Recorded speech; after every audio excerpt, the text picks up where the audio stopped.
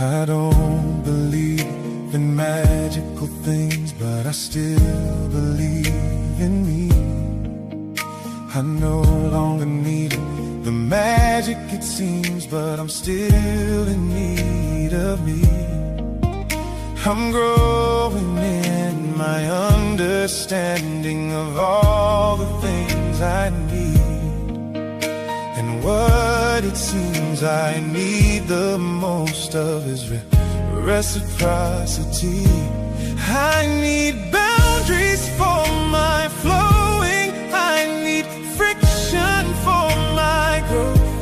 I need my participation and my trust in how life goes. I need understanding.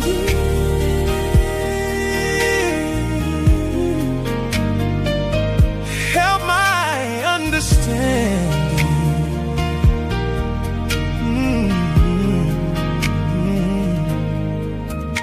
I don't believe in magical things, but I still believe in me.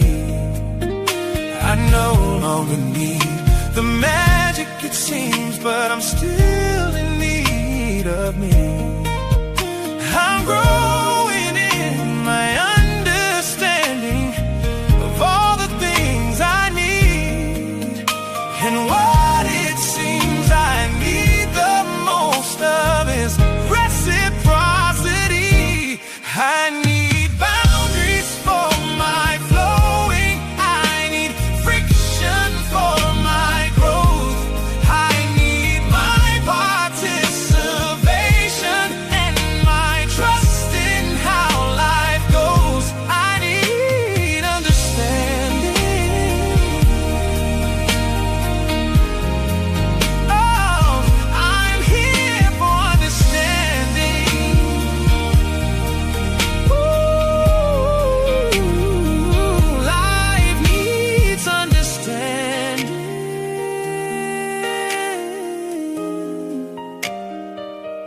Help my understanding. Oh, I don't believe in magical things, but I still believe in me. I no longer need all the magic it seems, but I'm still in need of me. Oh, I'm growing in my understanding of all the things I need. And what it seems I need the most of is reciprocity. I don't believe in magical things, but I still believe in me. I no longer need the magic it seems, but I'm still in need of me.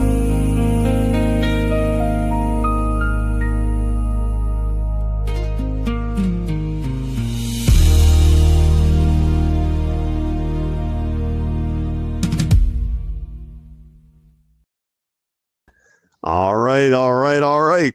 Hey, welcome everybody. This is Sunday Sessions. It is your weekly touch point for connection, community, and conversation. I want to welcome everybody who's joining us live on YouTube. You might be joining us from the global campus. You might even be watching at the local watch party. Welcome, welcome. And of course, you might be visiting us from the future, watching the replay. But in any case, however you found us, we're glad you're here. And of course, hoping that you're willing and able and ready to share our mission, which is to help people connect better, build better, and live better. And joining me today, I should have introduced myself. My name is Bob Swanson. I'm going to introduce my co-host, Mark, checking in from Fort Lauderdale, Florida. Good morning, Mark. Yeah, good morning. Yeah, it's a beautiful morning here in Fort Lauderdale. And so I just wanted to touch a little bit on our values, but also kind of wanted to connect these values to our conversation today. And the conversation is headcanon. The definition I have is that headcanon is the unofficial story that fans build in their minds to fill in gaps, explain contradictions, or make a fictional world feel more satisfying. And I just was noting that the same kind of story shows up in a lot of parts of our lives, and particularly in religious and ideological parts. Right. They take these fragments of traditions and emotional needs and present them as if they're the official story of reality, And there's actually, I guess, kind of very pertinent to here, at least in the States, is the Independence Day weekend. Yeah, and how much filling in has been done of our own national history. What stories have we been listening to? Which ones resonate as far as what the country has been and what the country currently is and where the country is going? And so these are all. So another take on this that I have is that headcanon represents humanity's audacious attempt to write its own interests into a shared story. And just to say that none of us are actually living the official story, but we need to build a life where meaning is chosen, grounded, and owned for ourselves. So bringing that back to values, we are a forward-thinking community, and no matter what path you find yourself on, your next phase should not be just disbelief, but that authorship. And we can't wait around for someone to write a better story for us to live in. We must recognize that life is a collaborative project, and we're actively shaping these stories to have true meaning within reality. Nice. We're people-centric. We're not just characters inside someone else's stories. And we all have our own fundamental right to embody our experience. Last one that we have is life-affirming. Life-affirming narratives do not require denial, fear, superstition, or authoritarian control to survive. Yes. I'm glad you kind of mentioned superstition. I like to think that around here in Bridge City, we're declaring our independence from superstition and dogma. Because ultimately, the reason one of the main factors in Bridge City's why is that ultimately people matter. And we're not attempting to kind of pretend certainty. This is really a place for honest thinking and shared responsibility, intentional connection, and mature reflection. And a lot of perspectives are welcome here. You don't have to agree with everything to be part of the conversation. Yeah, everybody brings their own story to the table, quite frankly, right. And we value what everybody brings. So with that, I'd like to welcome anybody who's here for the first time. In particular, we always want to make you feel welcome and know that your presence matters. Yes, and if we do have a free gift, so we got a QR code on the screen there. Free gift for guests. This is not a sales pitch. It's really just kind of an effort toward hospitality. If you happen to stumble upon the stream, you have a chance to learn more about our community by checking out your free gift. Claim it whenever you're ready. And also, I'd like to extend a welcome to our returning members. Always. We appreciate you being here, that our community is built intentionally by people like yourself showing up and being a part of the community. And as Mark already sort of introduced, the theme for this July series is headcanon, which thankfully you did a great job of defining that for us, Mark, because when I first saw this as our topic for the month, I was not that familiar. So you did a good job of framing it. Actually. You did your research better than I did. Yeah, so let's take a look at what if people would like to chime in the chat. We'd like to hear what headcanon means to you. If you have some thoughts that you'd like to drop in, I'd love to see what you might have to say. Yeah, one thing I'll mention, because as I've learned more about headcanon, of course, I can't help but think about my own personal experience and how, of course, I was raised in a pretty strict, devout household, and those certain stories that are you're kind of told, and you're told by authorities, and you kind of accept it as truth, and that becomes part of your narrative, and it can be quite difficult to untangle all that. Yeah, and well, it's one of the things, when I was looking at some of this stuff, I was thinking about some of the stories in particular, like the stories we tell ourselves about hell, for example. That's always a good one. Yes. And most of the images that we have of this narrative don't even come from the Bible, quite frankly. They come from things like the Divine Comedy from Dante, the Apocalypse of Peter, these other stories. That's something I'm sure that we'll be talking about that some more later today. Well, great. Well, let's transition into the news there real quick, Mark. Sure. Well, welcome again. My name is Mark Russell. I just wanted to again just put out a little welcome to everybody. Yeah, and just welcome everybody, and we're just so thrilled you're here. The community is stronger. I think we're stronger together. E pluribus unum. So we're glad you're here. We'd like to invite you to visit the global campus. It's bridgecity.app/global campus. You can get to it via that QR code if you'd like, or if you're good at typing, you just type it in, I suppose. But it's a great place to just check things out, check out the lobby, and get started. Introduce yourself, check things out. We're always expanding the campus, and there are several places where you can get introduced. In our Welcome Center in particular, you can find some introductory materials and learn more about Bridge City. Yeah, and there's a guiding hand.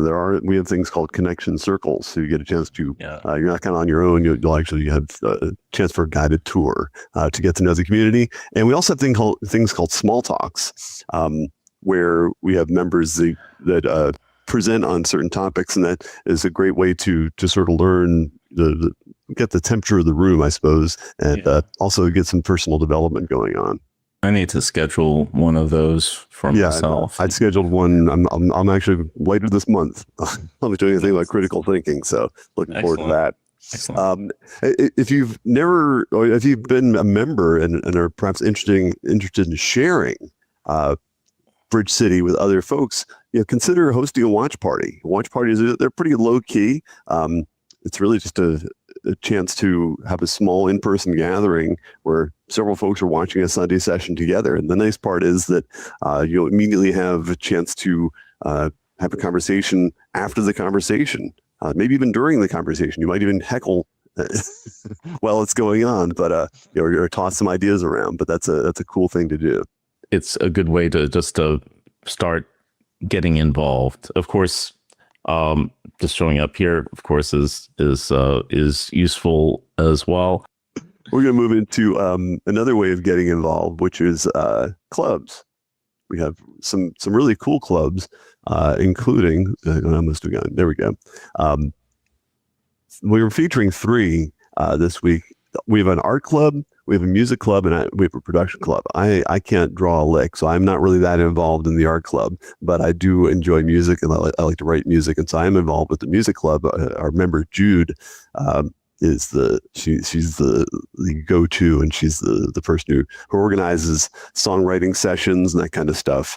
And I'm also tangentially involved with the production club, where we kind of work behind the scenes to make this whole stream happen. Z is the heavy lifter on the production club. Right. Yeah. I mean, and these are so we have a couple of different formats of these clubs. Some of them are like interest clubs, like art, music, books, things like that. And then there's other clubs like the production club, which is more about participation, like doing, like actually getting things done. And so they're slightly different styles, but something for everyone, I think, in this. And speaking of getting stuff done, that's what we want to feature now, a brand new music video that was a kind of a collaboration between the art club and the music club and the production club. Are you ready for it, Mark? Yeah, bring it on. All right.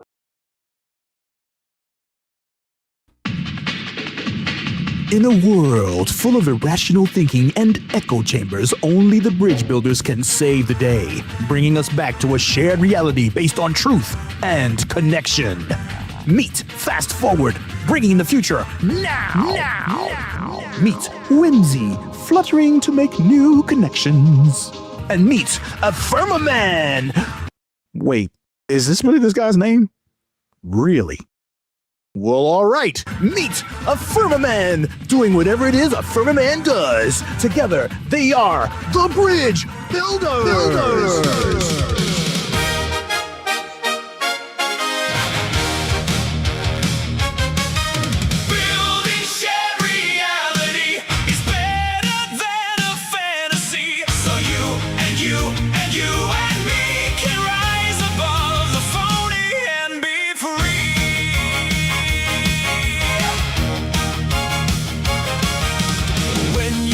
Your story, look to the bridge builders, where Dogmatron hides. Bridge builders fight. Your story is yours to write. Building shared reality is better than a fantasy. So you and you and you and me can rise above the phony and be free. Living the life you choose. Don't be afraid to lose when misinformation and algorithm attack. Bridge builders got your back. Together we can do it. Building shared reality is better than a fantasy. So you and you and you and me can rise above the phony and be free. Your power's always been within. You have the strength to fight and win. There was never a such thing as sin. Why wait for your life to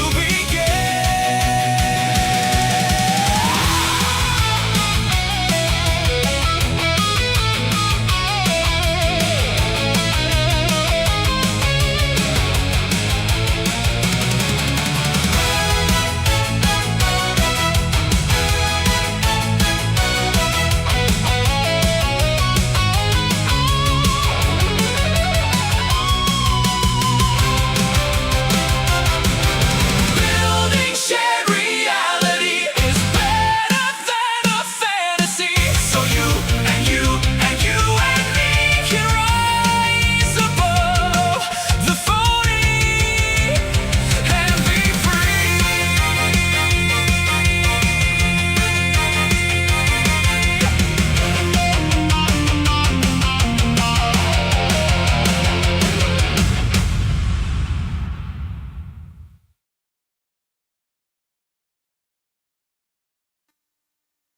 Right.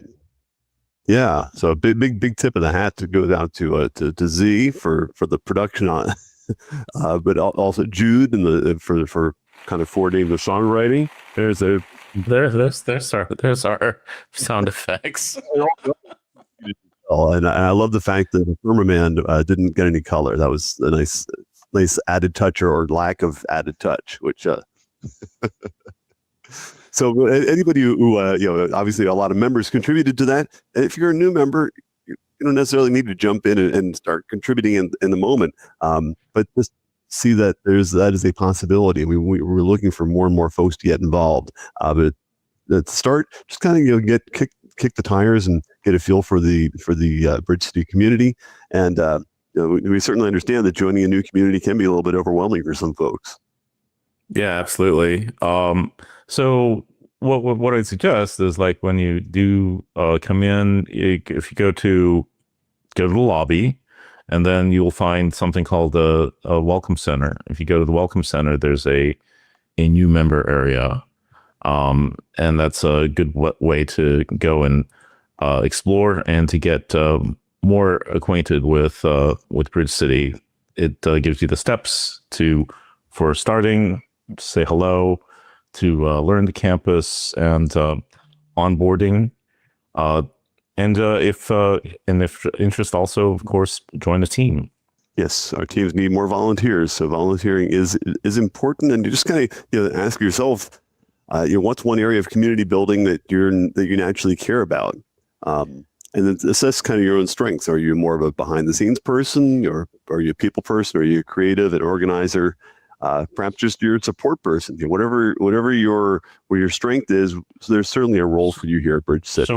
So we have we have different areas. We have a member experience team, which like helps to welcome and bring people in.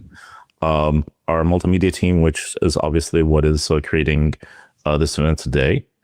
The missions and events team, which we are working to create meaning outside of just our little Bridge City area here, to like out into the entire world at some, as we can and our abilities.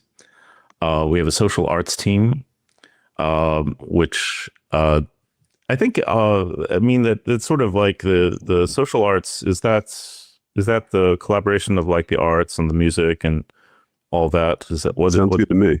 Operations team, and actually your baby, as it were, the children and families team. So yes. Which that's one of my things. So we will be having hopefully some upcoming events with the children and families team. So, well, want to remind folks, the second Tuesday of every month is Giving Tuesday. So obviously, any community needs material resources, and if we're going to continue to grow this community, we need financial support. So second Tuesdays of every month are an opportunity for you to contribute. We don't have tithes around here. There's no membership dues, that sort of thing. But certainly there's always a room for generosity, especially if it's a cause in a community that you find it has value. Yeah, and of course, it should be only what you choose to give and what makes sense. You can't be overextending yourself or anything like that. So, but we do ask that if you're able to help us out, we could use that. Always use that financial support. Let's just do a quick recap. Just like you to check things out, visit the global campus, explore a watch party, check out the clubs, welcome new members in, join one of the teams to get more involved, and if you can, if through your generosity, support through Giving Tuesday. Awesome, and. All right, so we're kind of wrap things up here. We want to, of course, invite everyone to share the stream if possible. Share it on your social media, like and subscribe to the stream, and all that's left is for us to get the conversation rolling. So we're going to turn things back over to Darante. Thank you so much, team. Welcome in, everybody. So glad to have you here for another Sunday session. We've been in a new series, man, this is our third weekend. It's called Head Canon, and I'm so glad that you decided to drop in on us today. Listen, if you're a guest, you've already heard our host say we have a gift for you, and that's it. It's a gift. It's our way of saying, hey, thank you for sharing your time with us this weekend. You literally could have been anywhere, and quite honestly, you probably are anywhere, but you're still choosing to share a little bit of your time with us here, and that just means the world to us, because here we're just building community around our shared humanity, and guess what? You just happen to be one of those humans. So go to the link on the screen, and we have a gift waiting for you there. It is absolutely free. And then like I have to shout out Mark. I don't know if he's in the chat. He's also working out some new types of gifts that we can give you all for not even just for our guests, but for everyone who's participating in our Sunday sessions. So that way you can take Sunday sessions with you when you leave. Also, as you're coming in, will you let us know where you're watching from? It's a small little ritual that we do around here. Don't let that word scare you. This just means this is something that we do habitually. You let us know where you're watching from, because for all you know, you could be watching with your neighbor. There could be somebody else in this chat that lives on your street. And then here y'all are wasting electricity by watching it over there and over there. Y'all could just be sharing that bill together. So let us know where you're watching from. Represent your city, your state. Bridge City is damn near everywhere, man. We're in Malaysia, we're in California, we're in Florida, we're in Australia, we're in Canada. Let us know where you're watching from so we can connect with you. And then also, let me ask you this. I rarely ask you this, but I have to ask you this because these sessions have been so great, especially since we've started adding the host to them and really being able to hear our host talk about the sessions afterwards. Man, it's been amazing. So I have to ask, did you invite somebody to join community with you this weekend? I'm just asking. I'm just asking. Did you invite somebody to join you for community this weekend? And if you didn't, guess what? This is a great time to go ahead and watch this. Make the invitation. Just go ahead and invite somebody, and YouTube makes it so easy. You can literally just share it. Just wake somebody up and just go ahead and share it to their phones right now and say, hey, you need to be in here. If personal growth means something to you, if community means something to you, if connecting better without superstition, without dogma, without religion, or any of that jazz means something to you, then Bridge City is your place. You see, that's how you got to be with it. You just got to let them know.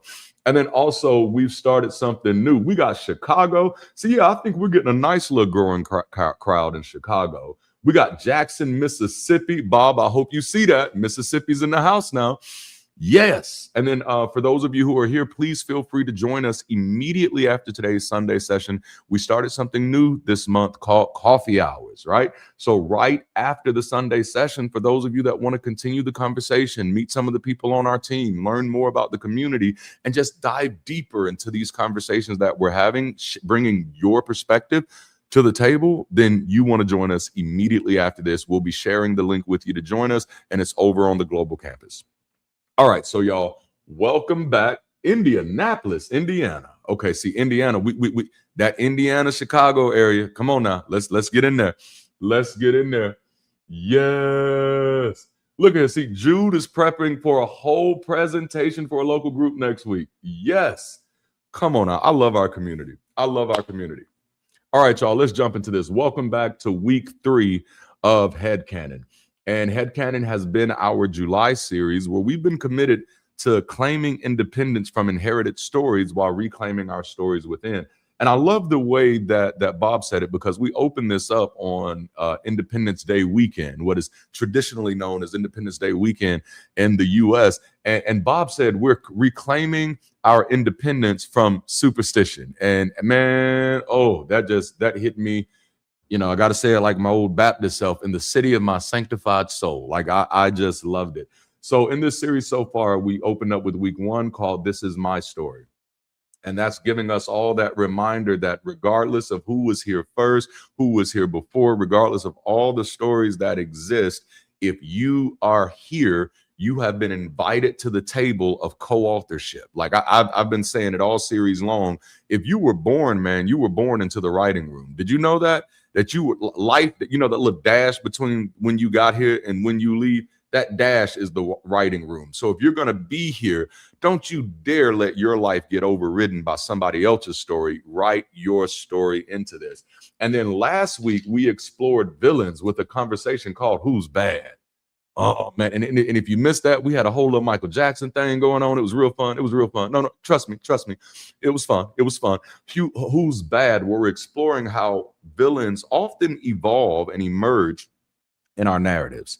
As we've stated all series long, In fandom, headcanon is not the official story. And so many of us are living off of headcanon, thinking that we're living off of the official story. On week one, I gave a perfect example of when Frederick Douglass gives his speech, what to the slave is the 4th of July. He gives this speech, and what he is exposing in this speech is the headcanon of American independence. He said, no, it's a nice story. Real, how they say, cute story, cool story, bro. Yeah, real nice story.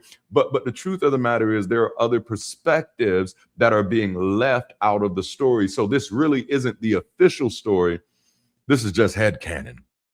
And headcanon is the story that fans build in their minds to fill gaps, explain contradictions, or make the world feel more satisfying. It's often the story we tell ourselves when the menu provided doesn't completely fulfill our appetites. You get there and you be like, man, like I see what's on the menu, but that's not everything that I wanted. I expected there to be some more. Like I shared one of my favorite shows at one point in my life was called Charmed. It was about these 3 witches. You know what I'm saying?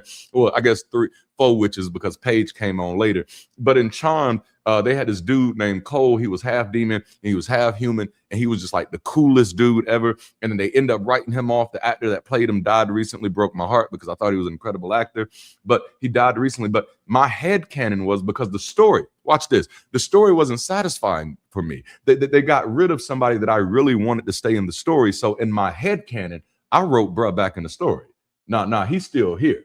He's still here for me. So this is what we're kind of running through today. Now, this weekend, this is week 3. This weekend, we're exploring how perspective shapes our perception.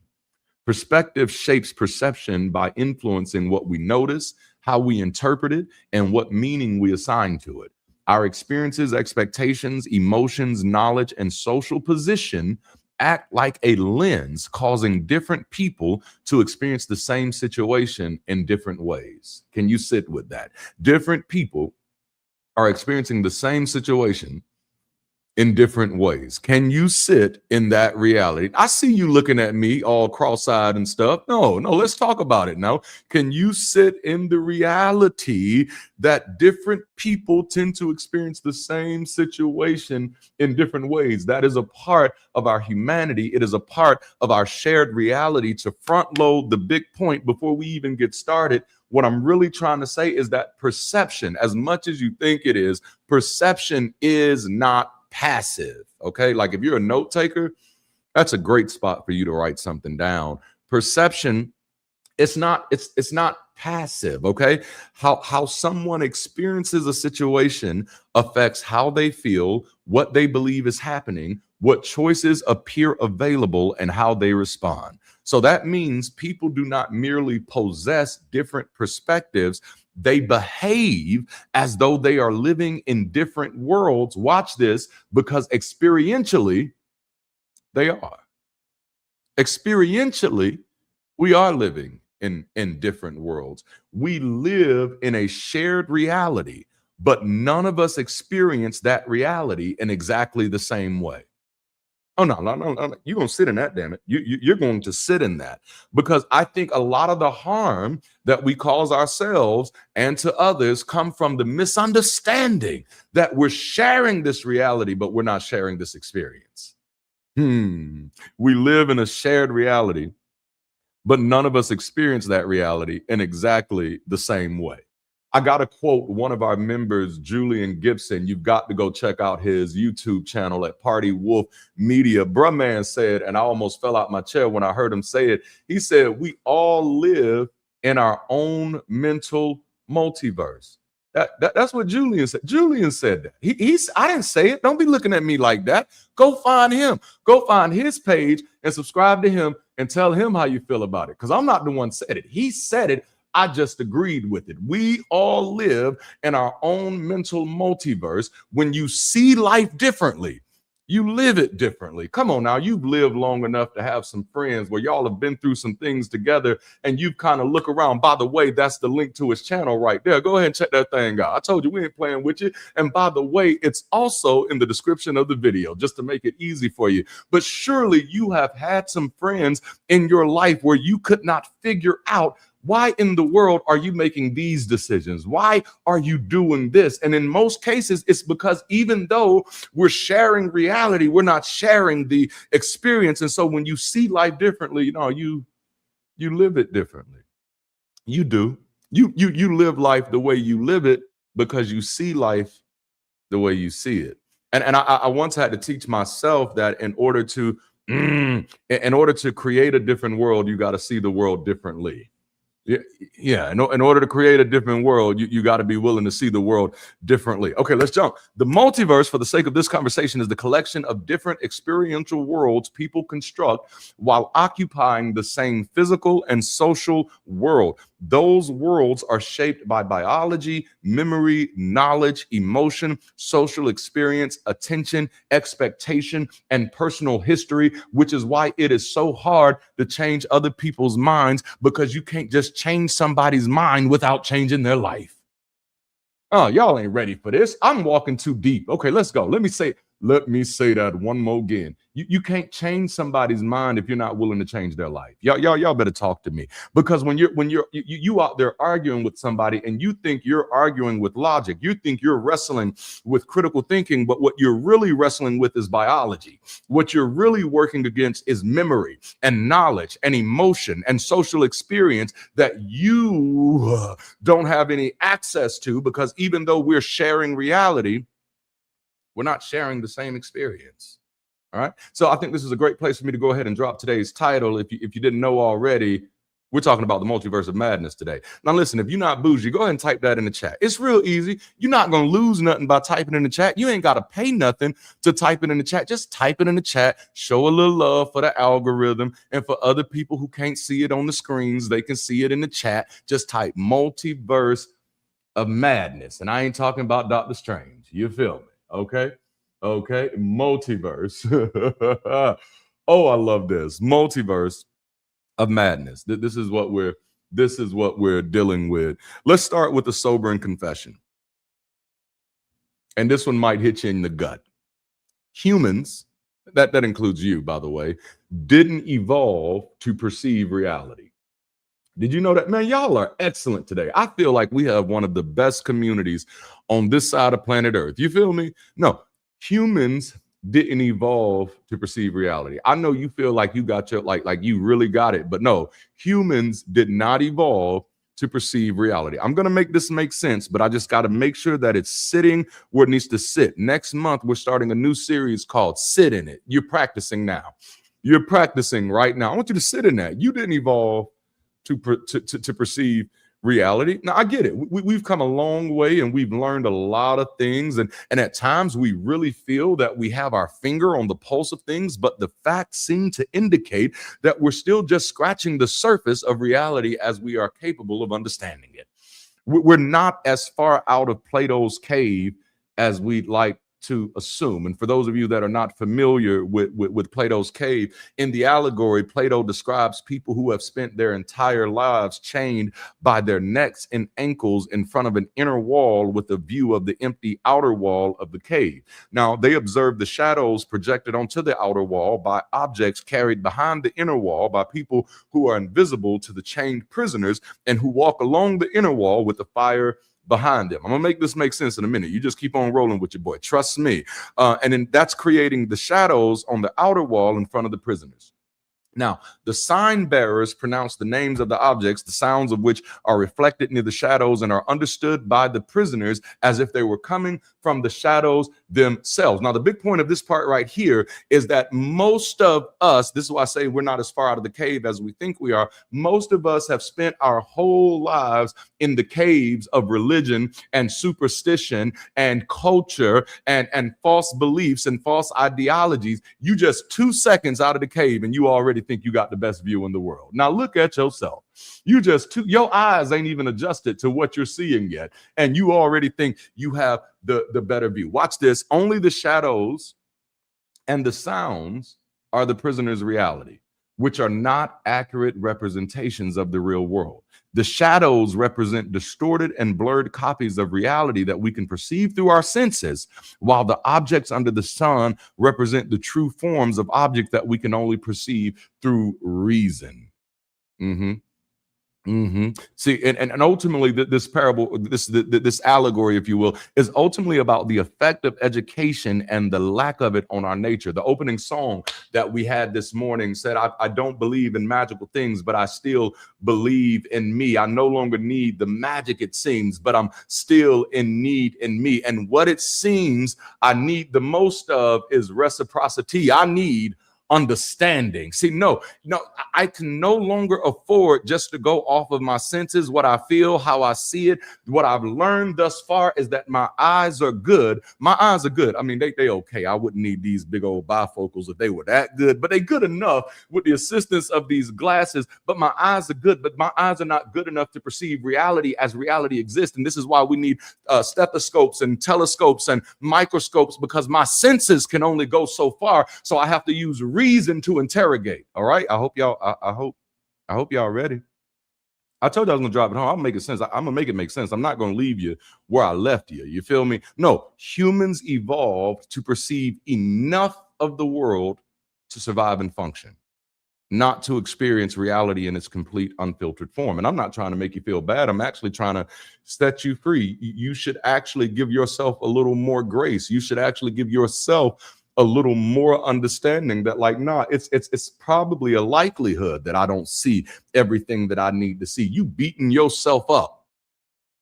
You're beating yourself up for things that are beyond your evolutionary capacity. Our senses capture limited information, and our brains simplify and organize it into a useful mental representation. So our senses and brains were shaped primarily to help us survive and act, not to reveal the world exactly as it exists in itself. Okay? The big point is, we do not experience reality in its totality. I know you feel special, but we do not experience reality in its totality. We experience a filtered, simplified, usable version of it. Our eyes register only a narrow range of light. Our ears detect only certain frequency. Our brains then organize that limited information into recognizable objects, threats, opportunities, people, patterns, and meanings. So when you see a tree, I'm talking about you, when you see a tree, whatever kind of tree you looking at, you can be looking at tall trees, you can be looking at little short trees, you can be looking at trees that have been dried out and hung upside down and cured a little bit, and then, put them in a little pot so they can get some air and get cured the right way you need to. Then you just roll them out on a little leaf. Okay, I don't went a little too far. Let me come back. So whatever it is, when you look at a tree, you do not perceive everything the tree is. Its molecular structure, chemical exchanges, internal activity, evolutionary history, or every wavelength it reflects. You perceive tree, which is a practical mental representation that helps you navigate the environment. Now, evolutionary game theory and computer simulations by cognitive science like Donald Hoffman, if you're looking for somebody to check out Donald Hoffman, Donald H. Donald Hoffman demonstrates that organisms prioritizing truth, seeing the world as it really is, are outcompeted by those focusing purely on fitness. That's a very uncomfortable truth. That's a very uncomfortable truth. For all of my truth seekers out there, let's sit in that for a moment. Now, I'm not saying I agree. I'm saying this is what they said. Now, I'm just sharing what Donald Hoffman said, what these game theory and computer simulation and cognitive scientists are saying. They're saying that the organisms that prioritize truth are outcompeted by those focusing on fitness, knowing how to react to survive. Basically, if your ancestors stopped to perceive the intricate atomic structure of a tree rather than just seeing a physical barrier, they likely wouldn't have survived. That's uncomfortable, isn't it? Because right now, what we want to do, we want to get as close to truth as possible, but there's an uncomfortable relationship with truth. And that is, I need time for this, okay? I need safety for this. Evolution rewards useful perception, not necessarily complete perception. An organism only needs to notice what helps it find food, avoid danger, reproduce, cooperate, and move through its surroundings. Information that does not assist those functions do not get prioritized in conscious experience. Can I help you real quick? For some of you trying to help your friends deconvert and trying to help your friends deconstruct, and you're like, I don't understand why they are not prioritizing the information I'm showing them. I'm showing them the contradictions. I'm showing them how this could not possibly be true. But what you may not realize is that what gets prioritized in their conscious experience is not your contradictions, it's their survival, which is why I've often said that mind change happens on a spectrum of safety. If you can demonstrate to me that I will be safer than I am now, then you have a better chance of getting me. Because the answers that they're looking for, is this going to help me find food? Is this going to help me eat? Is this going to help me avoid danger? Is this going to keep me safe? Is this going to help me reproduce, help me grow? Is this going to help me cooperate? If not, I don't know why you're talking to me. I'm just telling you what some of them are thinking in their heads when you trying your best, thinking that you helping. They trying to figure out, why is you talking to me? Like, what do I win if you win? Have you ever thought about that? Nah. What do I win if you win? If I decide, hey, you right. Religion is crazy. God, I don't even know how people believe in that. Which part of that improves my chances of survival? That's what you're wrestling up against. I'm not saying it's right. I'm not saying it's wrong. I'm saying it's reality. This is where we are. And so ultimately, this means that our perception is selective rather than complete. It is functional rather than exhaustive. It is constructed rather than passively recorded. It is oriented toward relevance rather than total truth. This is why two people can inhabit the same environment and experience it absolutely differently, because their minds are not neutral cameras. I know we like to feel that way, but that's just not how it is.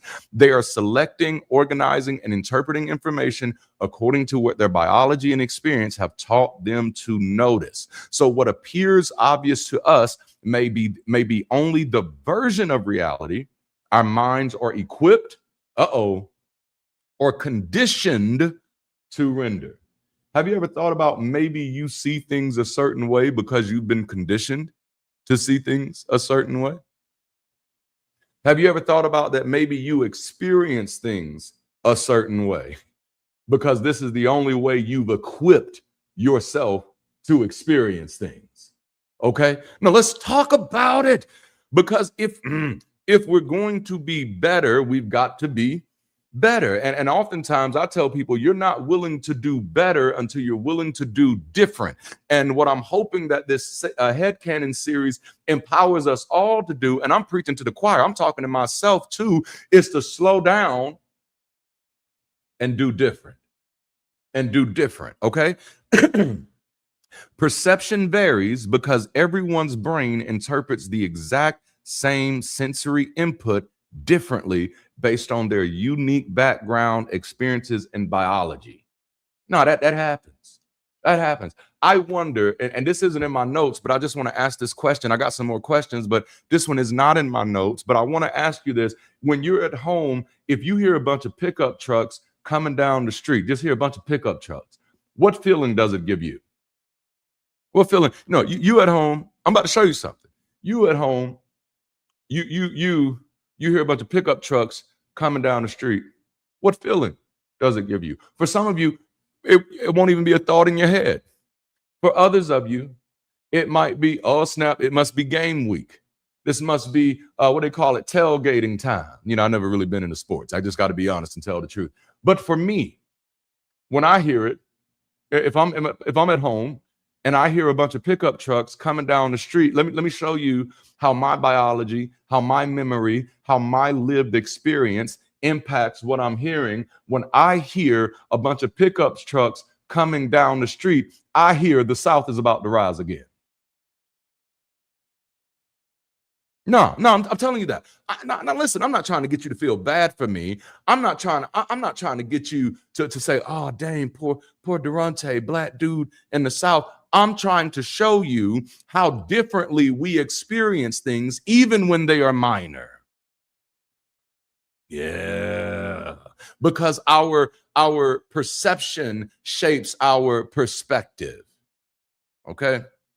See, I grew up on movies like A Time to Kill. You know what I'm saying? Let's go. So I got my first point of this weekend. Are y'all ready for it? I'm gonna give you half of it. You're gonna have to listen for the second half. Your perception shapes your life. This is so true. Your perception shapes your life. But it's the second part, and you're gonna have to write it down because I ain't gonna put it in front of you. We're not gonna baby you all the dang time. Now, come on now. You gotta listen what your grown folks is this morning. Your perception shapes your life. Watch this, but it does not define reality. Woo! Woo! It is one of my favorites too. Yes, I think they deserve to die, and I hope they burn in hell. Come on, Samuel L. Jackson. Your perception shapes your life, but it does not define reality. I get that when I hear the pickup trucks coming down the road. I get that my perception is shaping my life. My blood pressure is going up because of my perception, but my perception does not necessarily define reality. It could be getting ready to happen, but I have not interrogated it to come to that conclusion. Perception is how you interpret and make sense of the world. You know? Perception is how you interpret and make sense of the world. Reality is the objective state of things as they actually exist, independent of human observation. With or without you, this is what it is. You brought some extra stuff to the table. Yes, I bring some extra stuff to the table as an African American living in the South with my lived experience growing up in the crack epidemic with no solid mother or father. I bring some things to the table based off of my lived experience, where there are things that may be offensive. There are things that may be offensive to me that may not be offensive to you. There are things that may harm me in ways or trigger me in ways that may not trigger you. And by the same way, I have to be humble enough to recognize that other people are also impacted by their lived experiences. And so things that don't trigger me may actually trigger them. You know, for example, like I still love gospel music. I love it. I love it. When we were in California last year with our crew, we were hanging out and the party was good. And I think we were listening to Beyonce, and then we were listening to the Temptations, and then we listened to some other stuff. And then all of a sudden somebody said, I think I want to listen to Fred Hammond. And I said, wait a minute. I love Fred Hammond, man. No weapon formed against me. I love it all. I love Fred Hammond, man. I'm a big fan of gospel music. I grew up in it. It wasn't just a part of my religion. It was a part of my culture. It was a part of my identity. But I realized that other people are triggered by that. So we had to stop and say, wait a minute, before we move forward, is this going to trigger anybody? Because I realize my perception shapes my life, but it does not define reality for anybody else. Because even though we have a shared reality, we don't always have shared experiences. So while objective reality remains constant, our perception is highly subjective, shaped by our past experiences, emotions, knowledge, and even physical or cognitive limitations. So here's a good point. None of us show up to the table of life neutral. I don't care how good you think you are. None of us show up to the table of life neutral. I don't care how considerate you think you are. None of us show up to the table of life neutral. What is normative to you is often subjective to your lived experience. What feels normal, reasonable, or the way things are is often shaped by your upbringing, culture, environment, and personal experiences, not by a universal standard everyone shares. So let me go ahead and knock you off your high horse real quick. Can I knock you off your high horse and then step on your toes a little bit? You are not big enough. You are not big enough to know the way things are everywhere all at once. No, you're not that big. Who you think you is, player? You can't see everything. No, simmer down, young whippersnapper. You're not that big. Get that weight off your shoulders. Y'all didn't see that coming, did you? No, get that, take that weight off your shoulders. You're not big enough to perceive things as the way they are, just the way you do. Okay? This is not normal, is not a universal standard that everyone shares. Well, that's just not normal for them to do that. Excuse me for a moment. Well, who the fuck is you? I'm sorry. I just had to go there for a moment. Like, no, you're not big enough to be able to define what is normal for all of us. People bring accumulated experiences with them. Their previous encounters shape what they notice, expect, fear, trust, dismiss, or interpret as significant. Your trauma many times impacts your situational awareness. If you have someone who has been heavily involved in military combat, they sit in a restaurant differently than you sit in a restaurant, because the trauma of warfare has impacted, maybe even upgraded their situational awareness. Yeah. See, you sit in, you don't care if your back is to the door. But they said, no, I gotta have my eyes on the doorway. All right. Now you walk in, that's not even important to you. It's not on your mind. And let's be honest, nothing is probably going to happen. But the truth of the matter is, you didn't experience anything in your life that upgrades your situational awareness to be looking for those flags. Okay. Listen, y'all slow, but you worth waiting on. I love you. Let's go. The phrase perception is reality. Perception is reality. You've heard it. The phrase perception is reality is true in the sense that your perception dictates your behavior, your feelings, and your reactions. However, it is fundamentally flawed because one person's perception rarely matches another. And this leads to conflict when individuals treat their subjective worldview as absolute truth or the declared norm. I don't argue with people about their subjective worldviews. I don't want to dishonor your pain that way. Oh, can you handle this? Can you disagree with people without dishonoring them? Who is tight? Can you disagree with people without dishonoring them? Oh my goodness. Let's go there. Can you? No. I disagree. I don't think that's what I did. I don't think that's what I meant, but I will not dishonor you. I disagree. We're going to go there. We're going there. A perception may govern someone's emotions and behavior, even when it does not accurately represent the situation. Okay. This is why we have to be very, very mindful. Very mindful. We can sincerely feel rejected, threatened, disrespected, ignored, or judged. That experience is real as an experience. If you are a sister who grew up in the South and your family has taught you over and over again that a sign of respect is someone opening the door for you, and then you go to the grocery store one day, or maybe you walk in, because now all the doors are automated, so they just made that. So maybe you go into the doctor's office, they're not automated there. So you go into the doctor's office and there's a gentleman walking ahead of you, and he opens the door for himself and then just lets it go, and you just a few feet behind him. If you were raised in an environment, in a culture, conditioned, if you will, to believe that someone holding the door for me is a sign of respect, you are likely going to feel disrespected if the person in front of you did not hold the door for you. And I know y'all think this is probably just like, nah, nobody gonna feel like that. You have not met my sister, okay? Because she gonna have a whole fit. You didn't hold it down. No, don't do that. Don't do that. It's about to be a problem. No, the person is going to feel likely disrespected, and that experience is real as an experience, but your perception shapes your life, but it does not define reality, because there's several things you don't know. You don't know if that person saw you. You don't know if that person was raised in a culture where holding a door for someone of the opposite sex is considered infantilizing.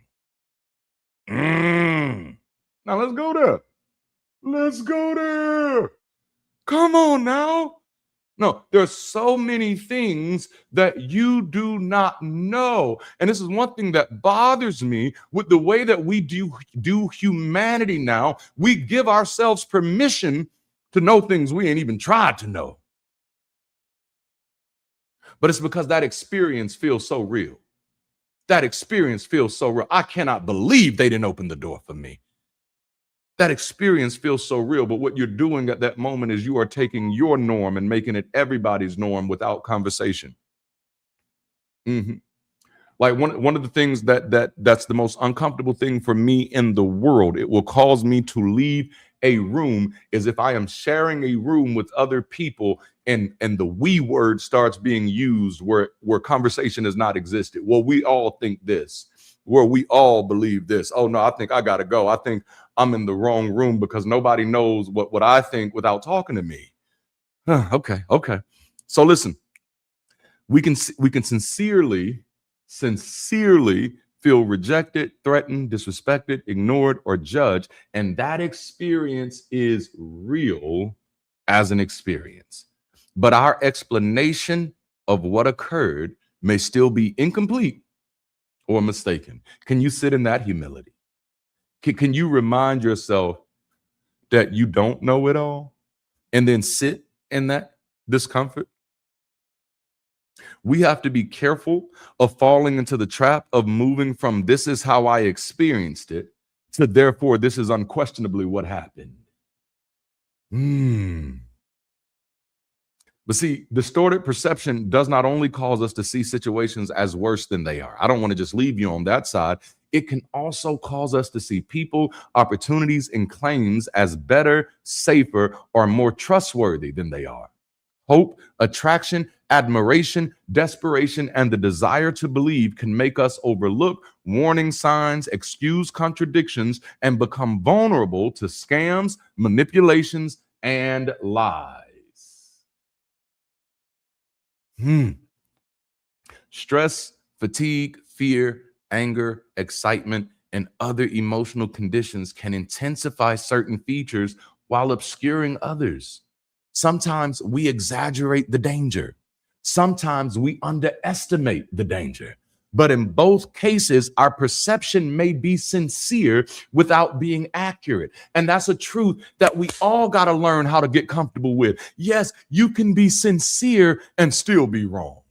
As a matter of fact, you should be used to it by now. This can't be your first time being sincerely wrong. You are a professional at being sincerely wrong. You could lead a masterclass at this moment in being sincerely wrong. You were sincerely wrong about Bobby. You were sincerely wrong about Jackie. Don't make me go down the list. We should all be used to being sincerely wrong and learning how to sit in that humility and say, oh, now before I do this again, let me check myself. The problem is not simply that people think badly. It's that no individual perspective automatically contains the entire situation. We have to be very careful not to confuse our intelligence with omniscience. So watch this. Watch this. I'm sorry, y'all. I'm sorry. I got a little thing that I want to do here. And so I'm going to show you a picture. And we're going to talk about it a little bit. I'm just going to show you a picture. And we're going to talk about this picture. And I just want you to tell me, what do you see? Just in the chat. Go ahead. Tell me what you see in the chat. I'll attach a poll question if you need me to. But before we even get to the poll, I want you to tell me, what do you see in this picture? What does this image make you feel? Did your blood pressure go up? Did it go down? What did you feel? Did you need to squint? Talk to me. Let's talk about this image that is on the screen right now. What is this image? What are you looking at? What's going on here? We're talking about perception. What are you seeing in this image? You have to get used to not seeing me for a while because I got to keep this image up. Looks like a whole bunch of nope. That has to be in a Tyler Perry play or something because that is so dang funny. Like, yeah. What do you see? Yeah. Okay. The French being French. I love that. I don't know if I can laugh at it, but it's funny. I love it. I love it. All right. So now I'm going to add a poll. I'm going to add a poll. The poll is up. Which one is it? Is this a protest? Is this a party? Or is this something else? And remember, for those of you, if you've never participated in one of our polls before, you correspond by typing the number that corresponds with the answer. So if you believe this is a protest, put 1. If you believe it's a party, put 2. If you believe it's something else entirely, put 3. Let's see here. Let's see here. Come on now. There we go. There we go. We're getting some conversation. We're getting some movement. We're getting some movement going on. We're oscillating between between 2 and 3, excuse me. Oh, we got one that came in at once. So now we got all 3 on the board. I want to get a few more votes in because we got 43 people watching right now. So I'm gonna need the rest of you 40 who ain't voted yet. I'm gonna need you to go ahead and put your vote in now. Don't you be here and not be participating now. Don't be like that.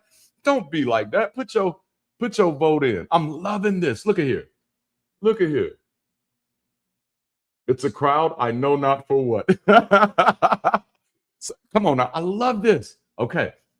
I think we got some good votes in. So, okay.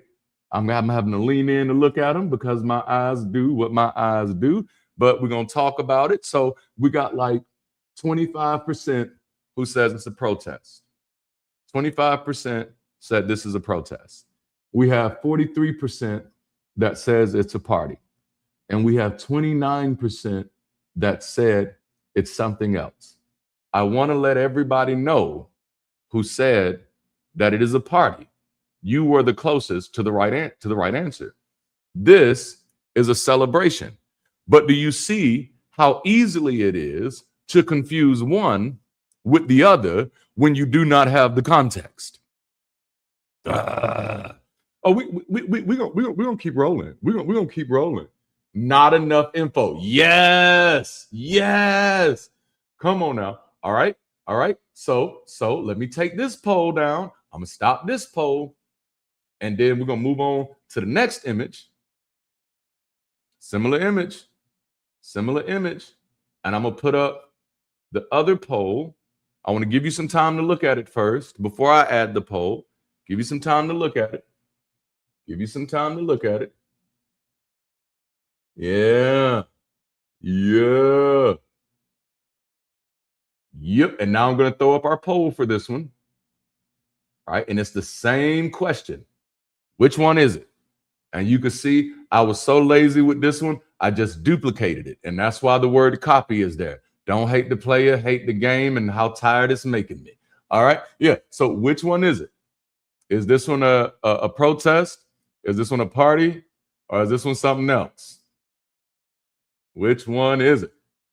Oh yeah, I love y'all, man. Thank y'all so much just for participating. I'd be nervous when we do these. I'm like, man, ain't nobody gonna respond to these, but y'all are in here. And I think, I could be wrong, I think you're participating because this helps us grow.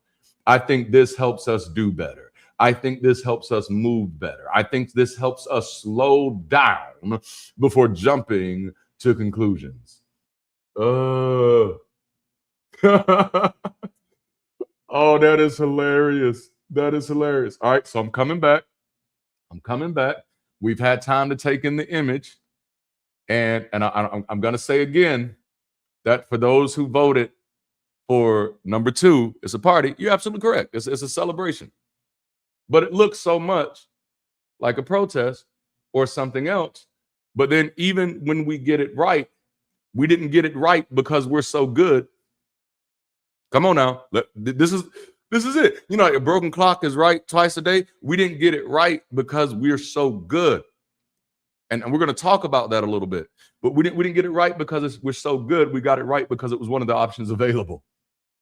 Right? What was missing is context.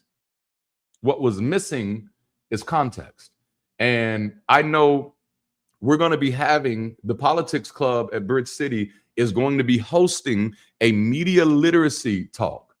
And like, if you're not on the global campus and if you're not getting alerts for events, you need to be on that, because that media literacy talk is probably going to be one of the most important events that we've done, because people know how to get your emotions. All right. So I got one more. This one is not a picture. This next one, let me take my poll down for now. This next one is not a picture, but it's all the same point. This is a quote. This is a quote, or could be a quote. And I just want you to read it real quick before I put up the poll. I want you to read it. You see, our influence is always stronger when we lead by example. We can't exempt ourselves from the rules that apply to everybody else. That's not leadership. That's retreat. All right. I'm going to get ready to throw up the poll. Lots of phones out too. I love that. All right. What are y'all feeling with this? The poll is coming up now. Is this human? Is this AI? Or is this not enough info? Be honest. Like, ain't nobody gonna beat you up for getting the wrong answer.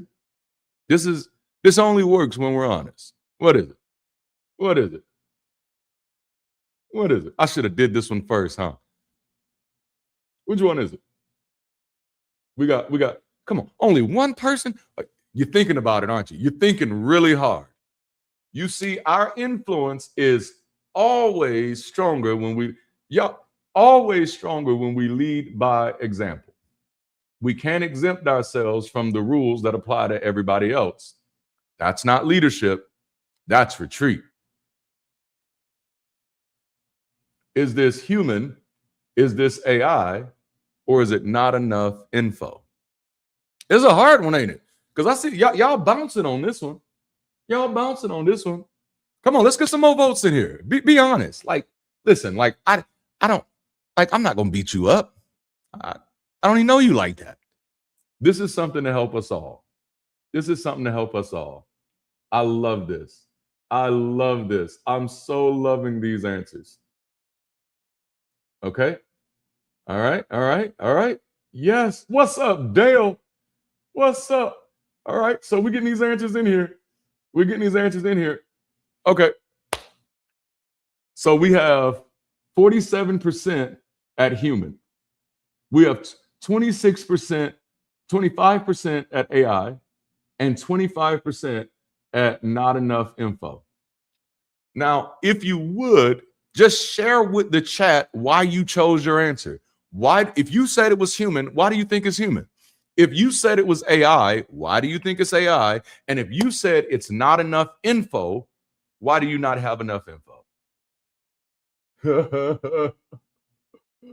Oh, man. Oh, I gotta get out of here. That's old preacher talk right there. We tune up in the old churches. Yeah. I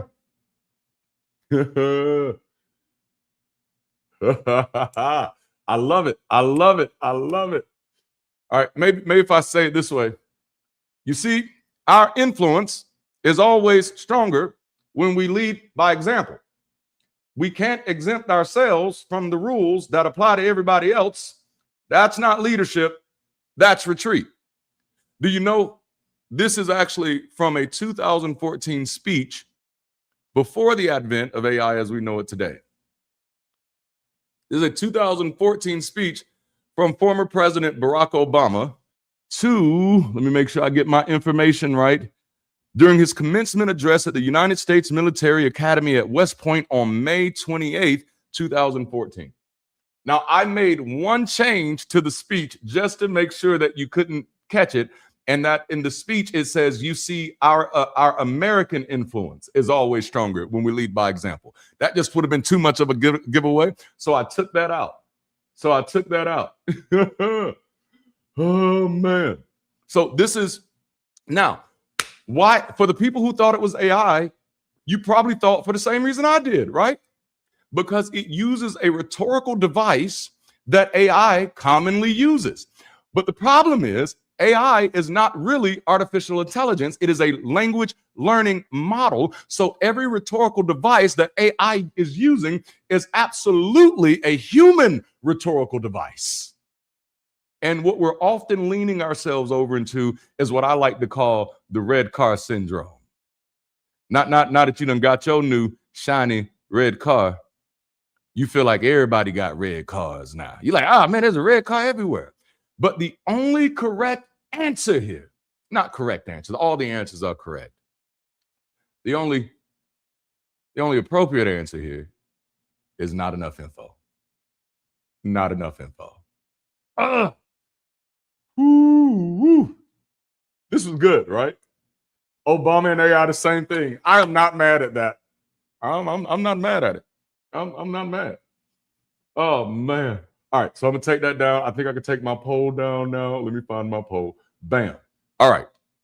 So now listen. Did y'all learn something from this little experiment? Did you learn something?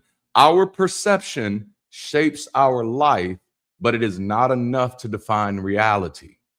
All right. Now, honestly, I put you on the spot. That was unfair. I put you in a situation where I said, hey, you have to make a decision and the options are limited. And life normally doesn't do that to us, but we often do that to ourselves by not being willing to take that third option of asking ourselves, do I have enough context? Do I have enough context to come to this conclusion? Okay. All right. So I've been referencing this ancient parable for as long as many of you have been connected with the work that we do. And it's called The Blind Man and the Elephant. And today I want to share it to you in full. Now, this is the remake of it, and this came from 1872. But it says, it was 6 men of Indostan to learning much inclined, who went to see the elephant, though all of them were blind, that each by observation might satisfy his mind. The first approached the elephant, and happening to fall against his broad and sturdy side, at once began to bawl, God bless me, the elephant is very like a wall. The second filling of the tusk cried, ho, what have we here? So very round and smooth and sharp. To me, it's mighty clear. This wonder of an elephant is very like a spear. The third approached the animal, and happening to take the squirming trunk within his hands, I hope it was a trunk, thus boldly up and spake, I see, quoth he, the elephant is very like a snake.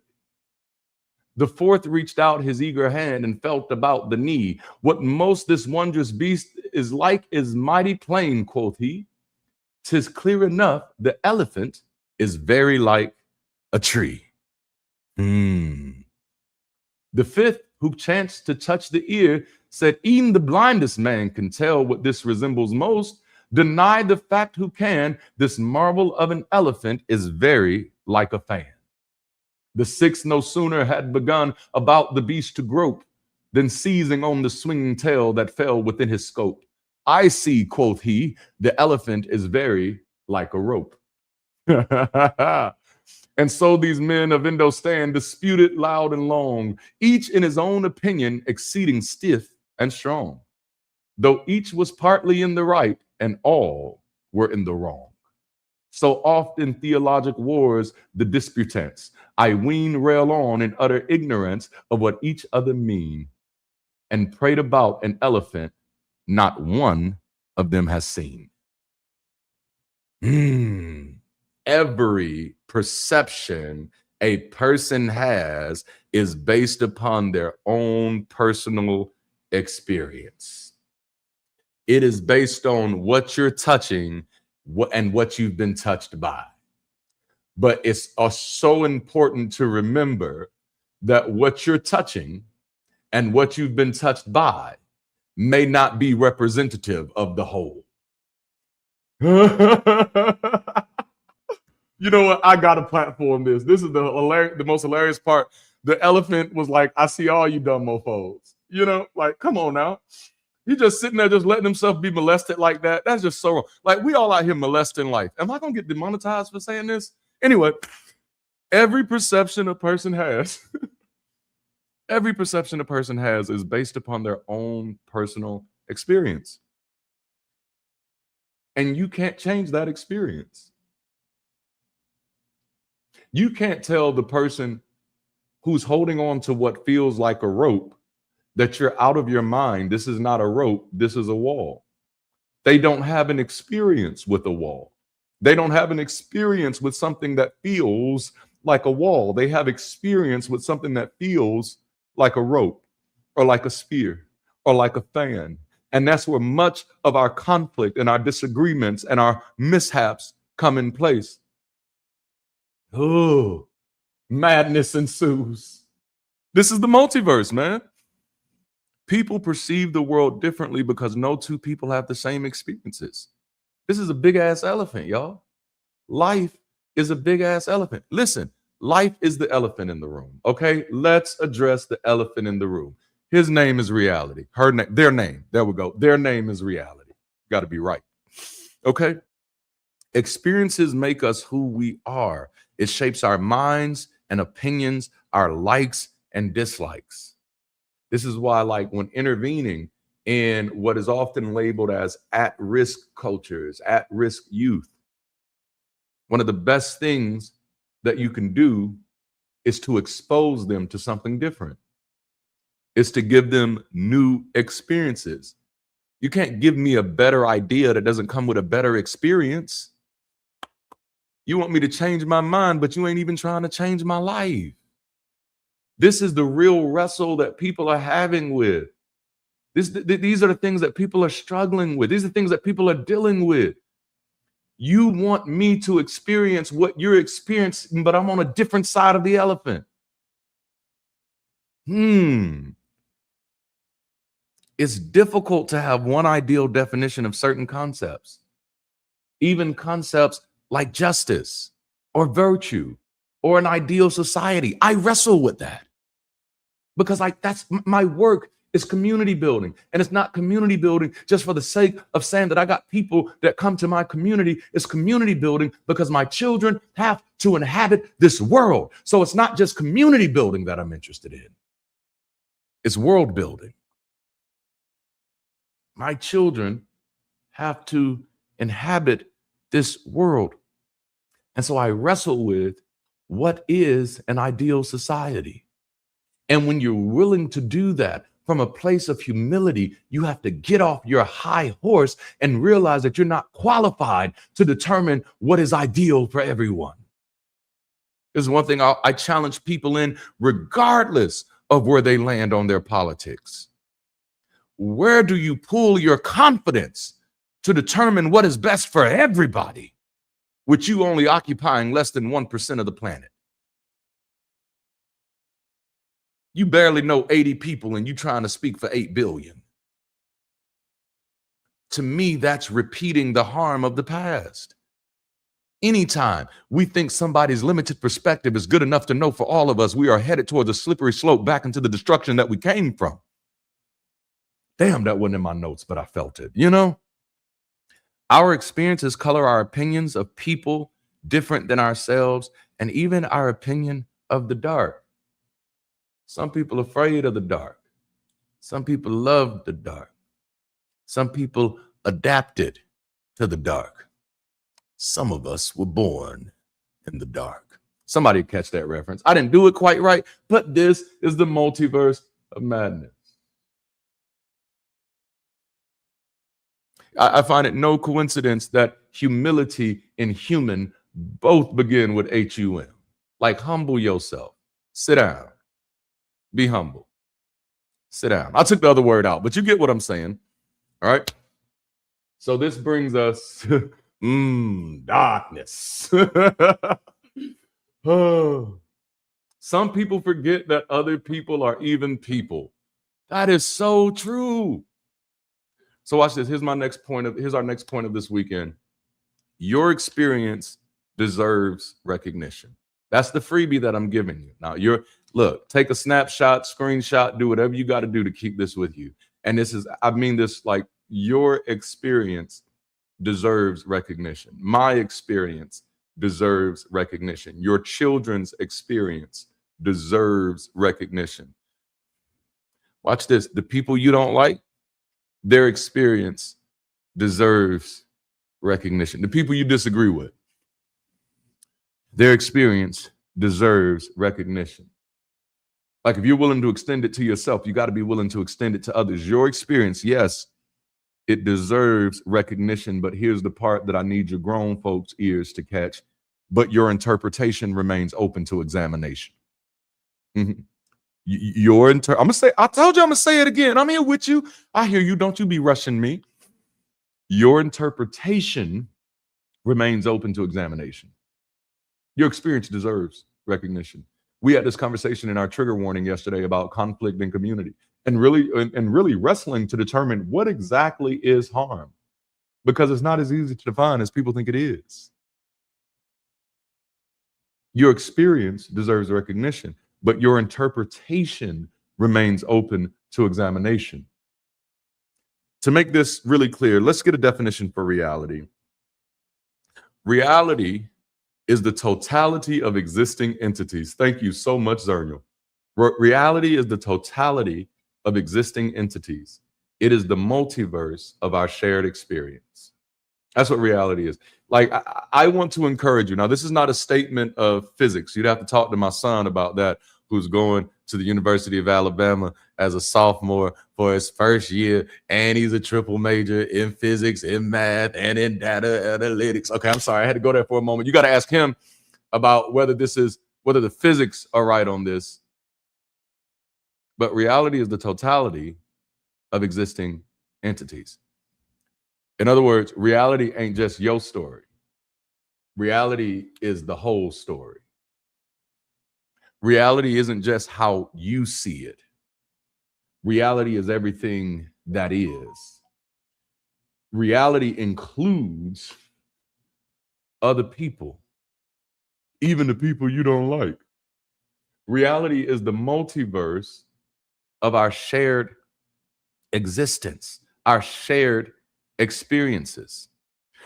Reality, let me humble you a little bit. Reality is bigger than your little solo adventure.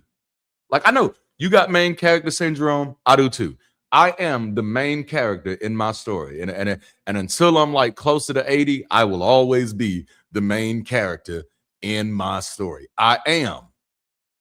In my story and my headcanon, I am the whole damn, you know what I'm saying? You get it. Back in the days, WWF, now it's WWE. That's me in my story. But I am not big enough to be the main character in reality. Perception is how things seem to be, while reality is how they in fact are. And so the question becomes, how can anyone know anything beyond their own perception? My experience deserves recognition, but my interpretation remains open to examination. And so how can I know that what I'm experiencing is a valid representation of reality? Well, see, this is where words like knowledge come into play. All right. Okay. Knowledge is an awareness or a familiarity that shapes how individuals understand and engage with reality. That's what knowledge is. It's not just something you know. But let's make it plain. It's an awareness or familiarity that shapes how individuals understand and engage with reality. It is a successful cognitive contact with reality. If you're a note taker, that's a good phrase. Successful cognitive. Am I having a successful cognitive contact with reality? I'm having a legitimate experience. I'm having an emotional reaction. So something has happened, but am I having a successful cognitive contact with reality? That's the question of knowledge. Okay? This is often associated with an accurate grasp of how things are and with having good reasons or justification for one's perspective. Philosophers discuss various sources of knowledge, as ways of how this cognitive contact is established. And I promise you I'm going somewhere. It is perception, and these are not exhaustive. Again, we don't have any dogma here. We're not authoritarian. So nothing we present is like, hey, these are the 5 ways and there's nothing beyond this. These are not exhaustive. These are just the ones that I can find. Perception, introspection, reason, memory, and testimony. Okay? Perception relies on sensory organs to acquire empirical information about the world, including vision and hearing. This is where we all start at. We all start with our perception. Okay? So much so, like when you 5 years old and you walk across the bush that got the sticky leaves on it, and you get stabbed by that bush, your perception says bad bush. You know? And that's so funny, because I often try to remind, like, anybody that who's going to be in the work of building community, you have to learn how to draw the line between bad experience and bad person. Because everybody that rubs you the wrong way is not bad. Y'all ain't ready for this. It's just a bad experience. Perception relies on the sensory organs. It's getting information about the world through our senses. But we can't stop at perception. Another great place to move to is introspection. Yeah. Mm-hmm. Now, let me spend some time actually investigating myself. Introspection is an internal awareness of one's own mental states. What is my state of mind when I'm experiencing this? Well, I was in pain. I got stabbed by the sticky bush. There's a little bit of blood, and then you know how I get when I see blood. And so now I'm in pain and I'm seeing blood. All right.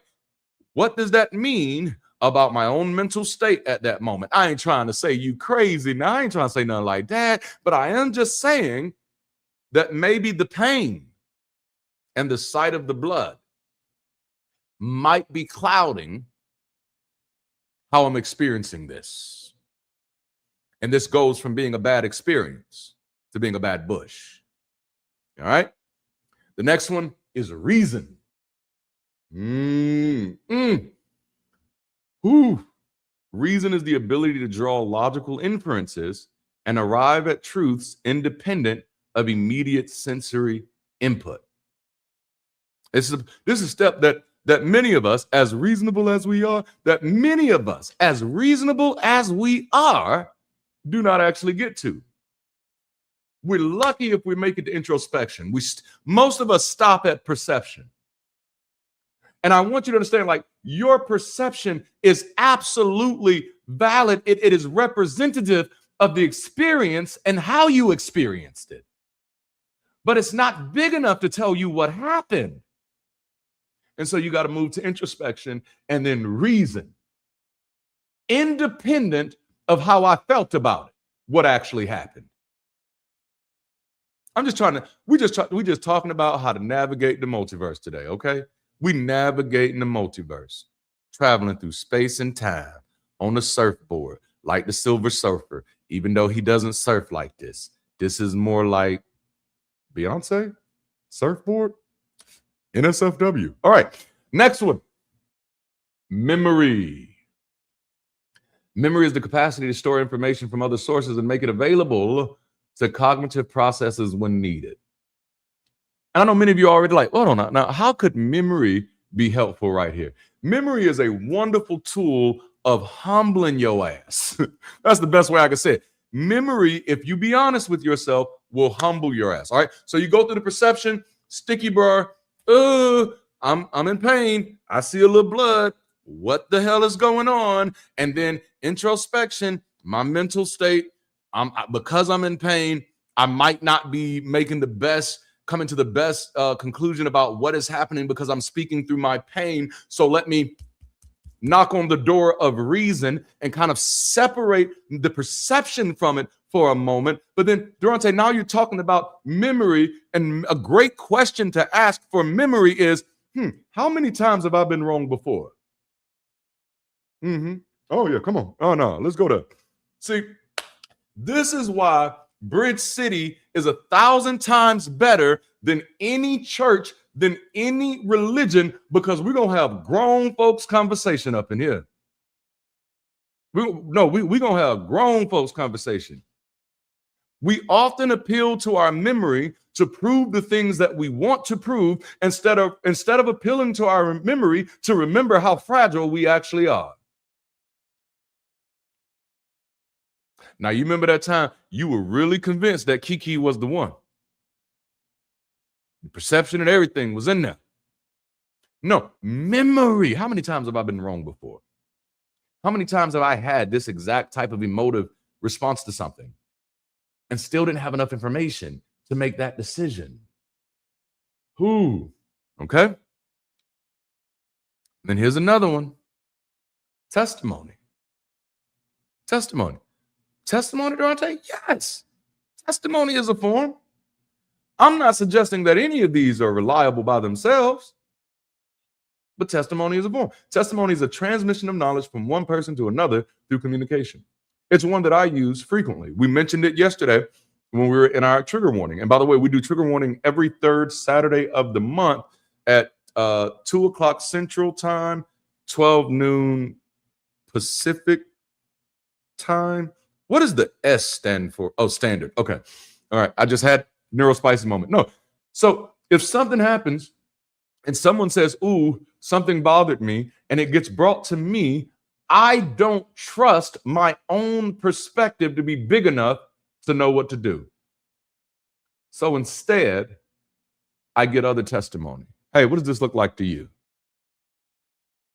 People who are unwilling to do that scare me. Scare me. No single source guarantees accuracy. They don't. Not your perception, not your introspection, not your reason, not your memory. Ooh, not your reason. No single source verifies accuracy. Not one. Not one guarantees accuracy. They can check, they can reinforce, they can challenge, or they can correct one another. But so let's just call these the checks and balances of thinking. So you thought reason was all you needed. And we did a whole series on falling in love with reason, and it was wonderful, but you need a little bit more. A little bit more. These are the checks and balances of thinking. This makes knowledge less like possessing an unfiltered image of reality and more like developing increasingly reliable contact with it. It's reminding ourselves that, no, I didn't evolve to see this clearly. So I've actually got to do the extra work to see it. An unsuccessful cognitive contact with reality is typically defined as a cognitive state that fails to accurately represent or align with the actual state of the world. In philosophy and epistemology, this encompasses several specific concepts. First one is error and false belief. Many of us have been there, holding a belief that contradicts objective facts. Okay? Believing a guy raised from the dead and then anointed a bunny to go out there and have eggs for kids. That's probably a false belief, you know. I'm not going to yuck your yum, but I'm just saying, false belief. But false belief is not the only thing that trips us up with maintaining our cognitive contact with reality. There's also just good old-fashioned ignorance, which is the complete absence of cognitive contact or information regarding a specific subject. Which, by the way, it's probably not a great thing to be trying to force somebody in a conversation on a subject that they're ignorant of.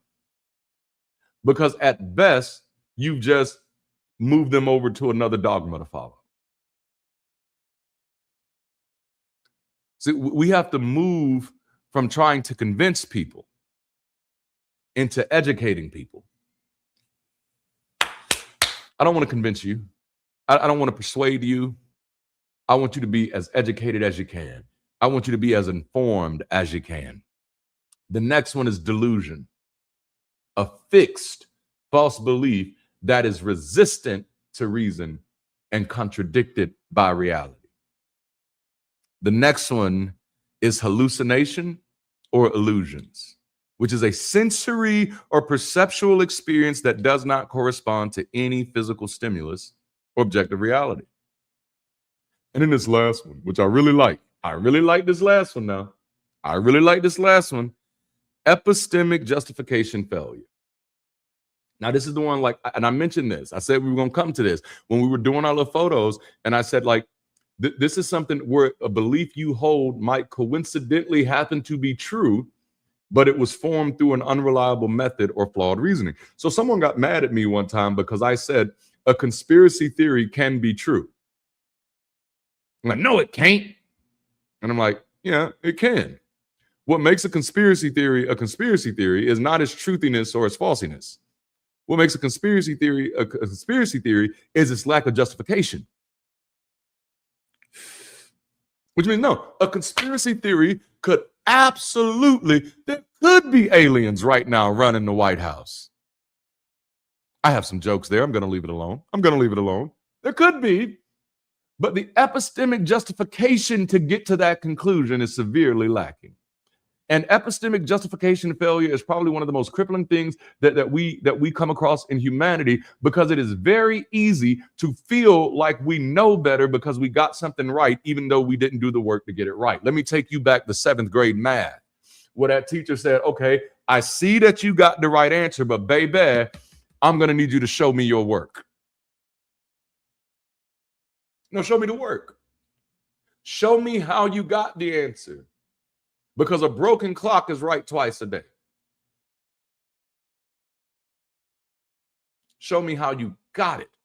Because, and this is the difference between just trying to be right and trying to do right. I don't just want to have the right answer. I want to have the right process to getting the right answers.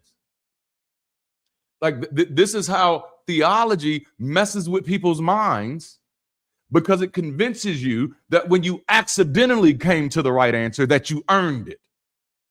And now you're out here walking around in some unearned confidence and can't figure out why you're making bad decisions in the rest of your life. Epistemic justification failure. All right.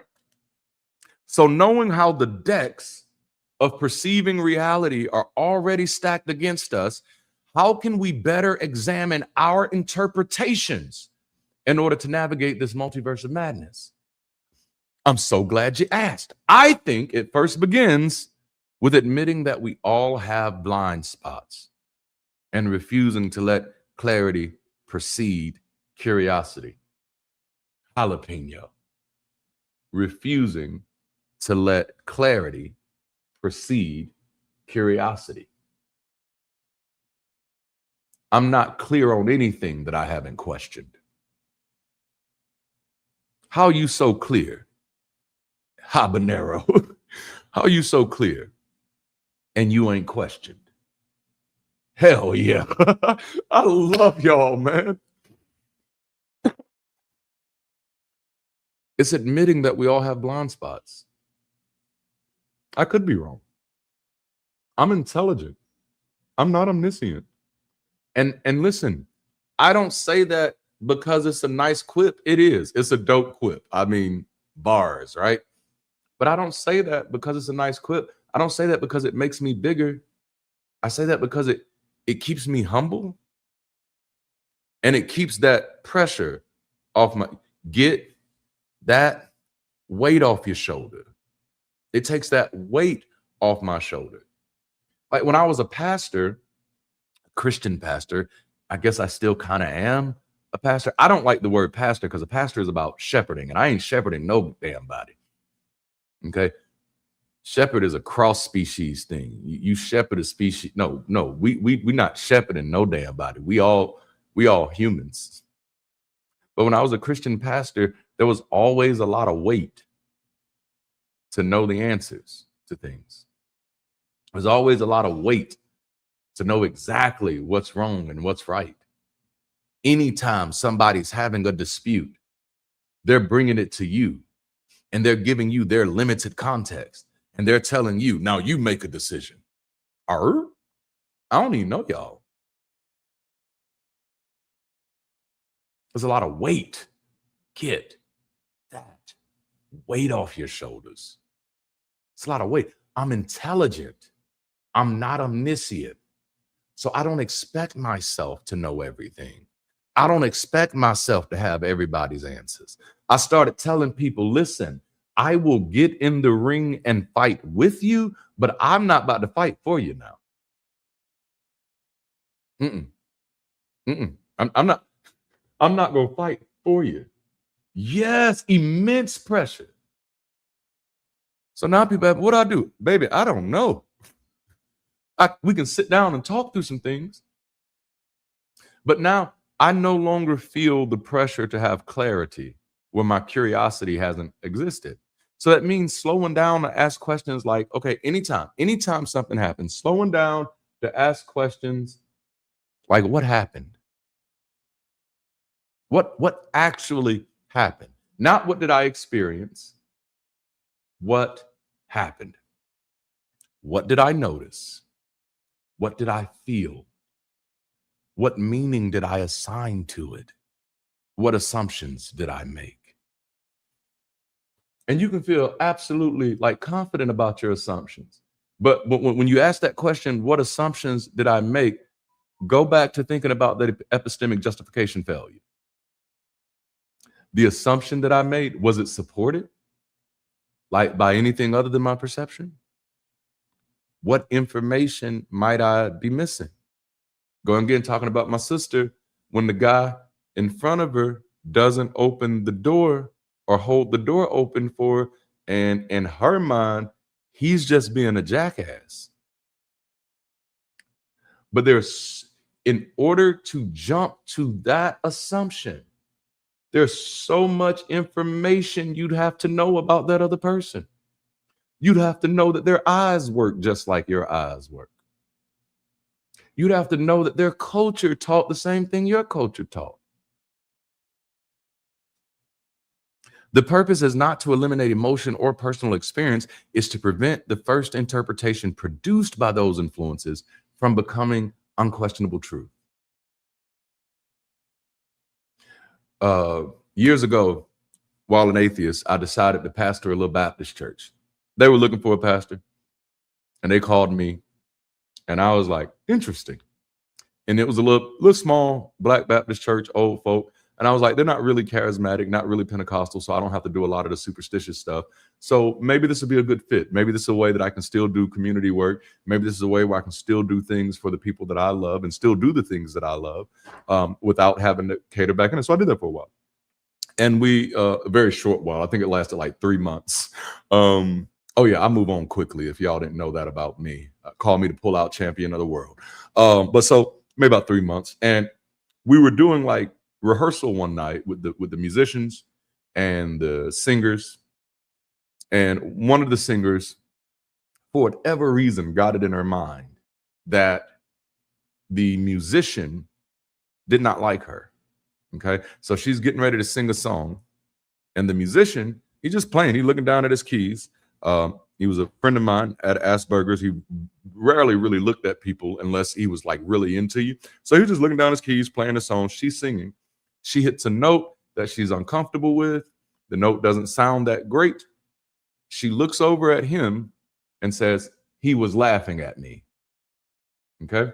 Now, number one, I am one of those type of people. Like, now we too grown to be doing this now. This can't be your first time being laughed at.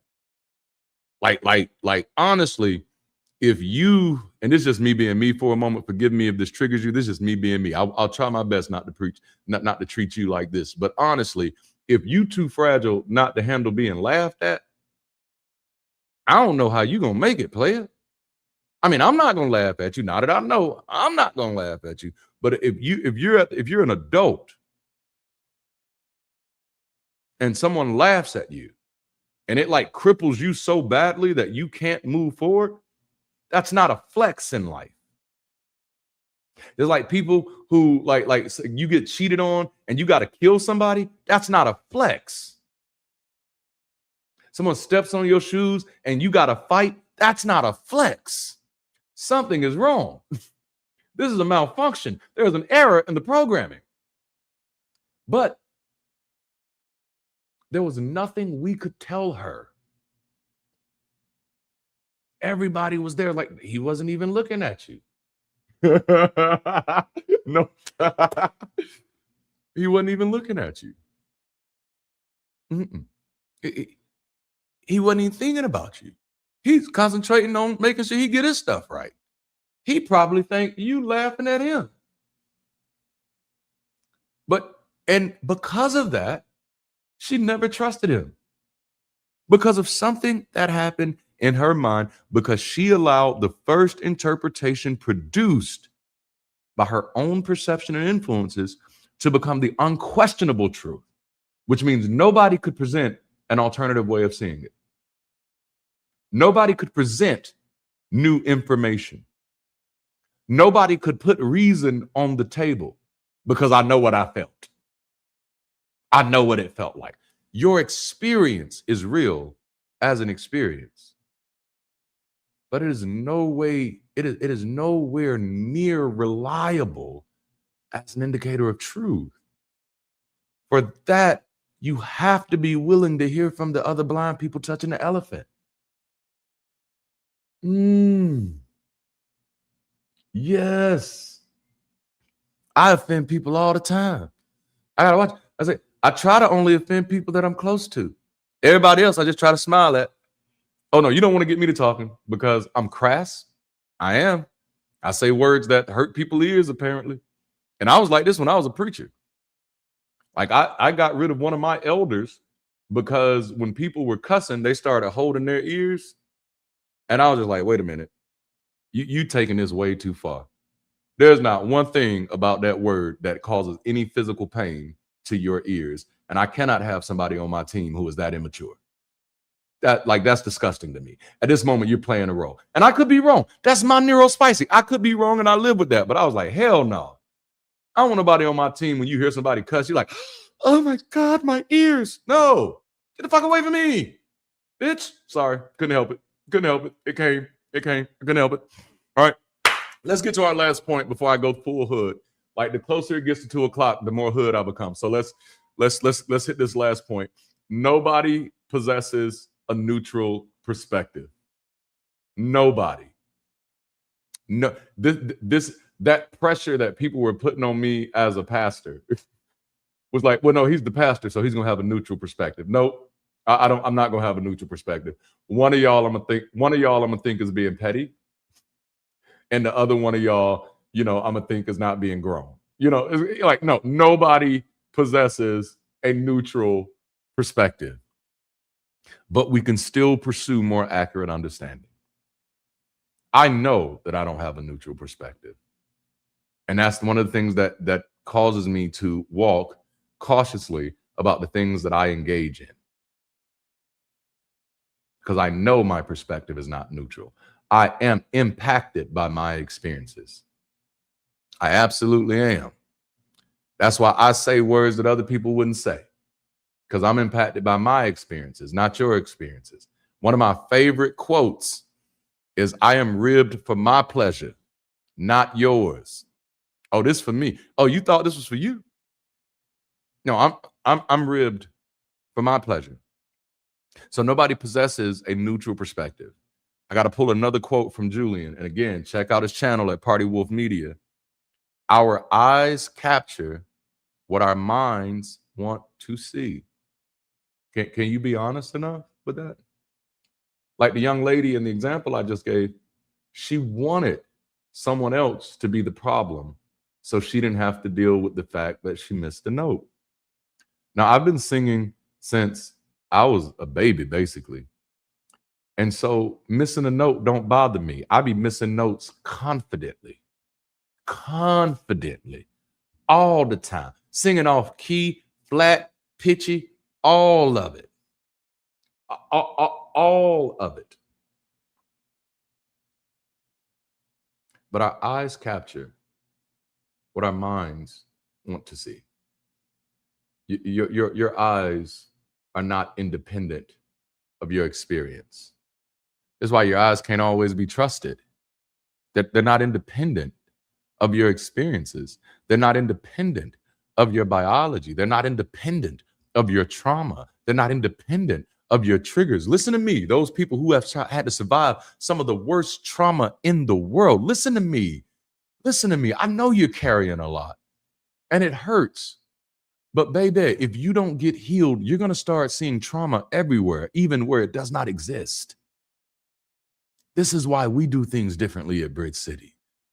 Because my goal is not to circle around your wound and keep you trapped in your trauma. Our goal is to help people connect better so they can build better, so that they can live better. But that requires sitting with the honesty of who we are and our limitations. Because we have them. We have them. Our eyes capture what our minds want to see. The mind constructs experience, but it's not free to invent reality without consequence. What we believe shapes how we respond, but reality still pushes back when our perceptions are incomplete, distorted, or just flat out wrong.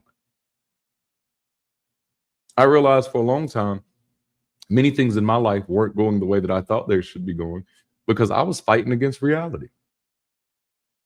I was treating the world like I thought it should operate. And I'm very careful with that word should today because I realized that my should came from my attachment to superstition. The world should work this way because there's a creator with a design and a plan. But the absence of a creator and a design and a plan, there is no should, there's an is. So Darante had to learn how to start navigating according to what the world is. Because reality is not going to honor my shoulds. Which means that we have to actually be committed to doing the hard work of understanding our own limitations, our biases, and experiences, and how they impact our perspective to better navigate. We can't just keep assuming that how we experience it is how it is. You know, you see somebody in a crowd cough, and maybe the person who coughs in a crowd is Black, and the person in front of them is white. And the white person, when the Black person coughs, says, "Oh no." As a Black man, I may initially experience that as a sign of racism. I may. But I don't have enough information to make that leap. I don't know if that person is a germaphobe. I haven't seen how that person would respond if a Chinese person was coughing on their neck. You know what I'm saying? I don't have enough information. I have to understand that how I experience it is not telling me as much about reality as it is telling me about me. And this is what I often remind people about their emotions, is that your emotions, man, your emotions are good because they tell you so much about you. But they're not great in telling you about others. If they were, everybody you loved would have loved you back.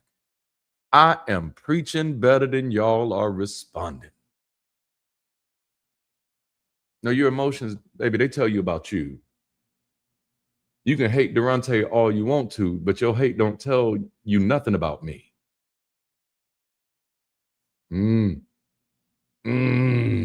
Watch this. You can love Darante as much as you want to, but your love for me still don't tell you nothing about me. It just tells you that you like Black bald-headed guys with scraggly beards and an eye that floats off every now and then, and glasses too big for his face. You know? Oh, man. We just can't keep assuming that how we experience it is how it is. We have to embrace that we are living in the multiverse of madness. This has gotten us this far. Yes. Yes. It has been a powerful mechanism for our survival in a vast wilderness of uncertainty in the absence of a cooperative coexistence. This makes perfect sense when we were siloed in our isolated tribal settlements separated by hillsides and Great Lakes. It made perfect sense when we were so sparsely scattered that you could travel for days, weeks, and months without ever coming in contact with someone who wasn't shaped how you were shaped. But those days are behind us. You don't live in a world where everybody just has bananas. You got some plantains to deal with now. When West Africans come to the United States and begin to intermingle with African Americans over cuisine, there's this one meal item that can cause some problems. It's called yams. Anybody know about yams? Oh, I love yams. But the problem is, in the United States, we call sweet potatoes yams. But in Africa, yams are a different, slightly related product. And so you invite your West African friend over, your friend from Nigeria, Toby Nwigwe. I would love Toby to come hang out with me one day. I know he's still religious, but he makes good music. And you say, we having yams? And he's like, oh man, I had yams in so long. And then you come over and you try to feed him that mushy sweet stuff. Like, no, what is this? Yeah, there was a time in your life where everybody you met, or was a time in our development as a species where if you grew up on yams, everybody you met, we're going to know the exact same thing. When you said yams, oh yeah, you talking about those. But those days are behind us. They're behind us. We are closer than we've ever been as a species, and yet still creating distance where there is none. We are literally living on top of each other and still not allowing our perspectives to be informed by each other. Recognizing someone else's mental world can create empathy without requiring you to abandon your own judgment. I get you, but I'm not you. Like, imagining something from somebody else's point of view doesn't mean you have to adopt their worldview. Being empathetic to how somebody could have come to a different view than you do doesn't mean you have to adopt their worldview. Understanding how someone else sees the world is not the same as agreeing with everything they believe about it. You have to be wise enough, and this is technically another Julian via Dave. It's Dave Chappelle via Julian. You have to be wise enough to know when you're living in your dreams, and humble enough to know when you're living in someone else's. Understanding how our own perception is shaped by our lived experiences should expose us to the sobering reality that we are not exceptional in that sense. Every person who we are sharing reality with is wrestling with the very same struggle to escape the madness and get a better view. Those who weep and those who rage, those who do well and those who do harm. There are those who have convinced themselves that for whatever reason, destruction is the only path forward. And I'm telling you that if we have any chances of progress, if we have any chances of making it further than we've already made it, then we're going to have to learn how to be empathetic to that, even that. Not to the conclusion, but to the shaping that led them there. This was the ultimate plot of the award-winning movie Everything Everywhere All at Once. I told you we were going to the multiverse today. In the movie, Jobu Tupaki is the nihilistic, sassy daughter of Alpha Evelyn Wang. After being pushed too far by her parents in the Alphaverse, her mind was fractured across all realities of the multiverse, making her a powerful, omniversal being bent on causing chaos and later trying to destroy herself with the Everything Bagel. Why it's a bagel, I don't know. But in the climax, Evelyn confronts Jobu at the edge of the bagel's black hole. That just sounds like some sexual innuendo. I just had to say it. But instead of destroying the multiverse, Evelyn actively chooses to embrace her family's flaws. Oh. To accept her daughter for exactly who she is and find meaning in the ordinary, difficult parts of shared reality.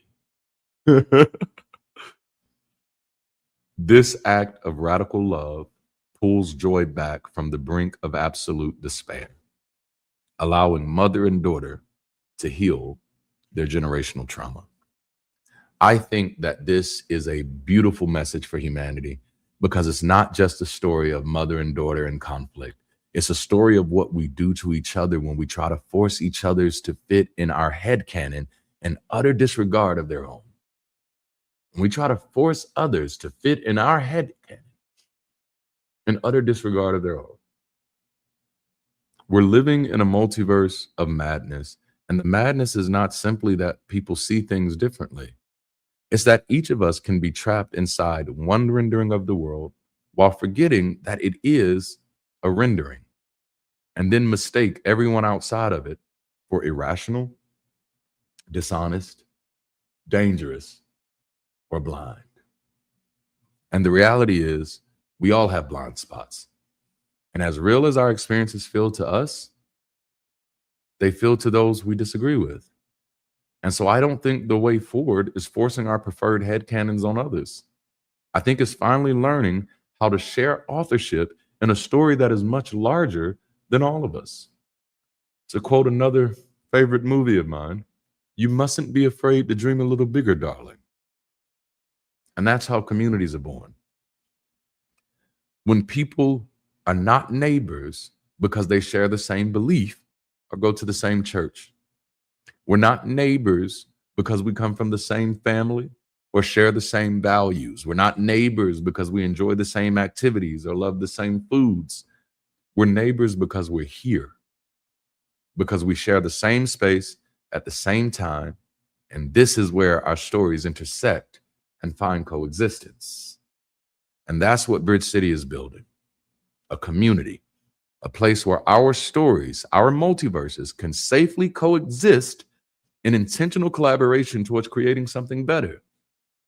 Our mission is simple. We're intentionally looking for ways to connect better, build better, and live better. And not better than, watch this, but better for. I'm not trying to be better than my enemies. I'm trying to be better for my enemies. I'm not trying to be better than competition. I'm trying to be better for the competition. I'm not trying to be better than those who need what we do. We're trying to be better for those who need what we do. This is the work.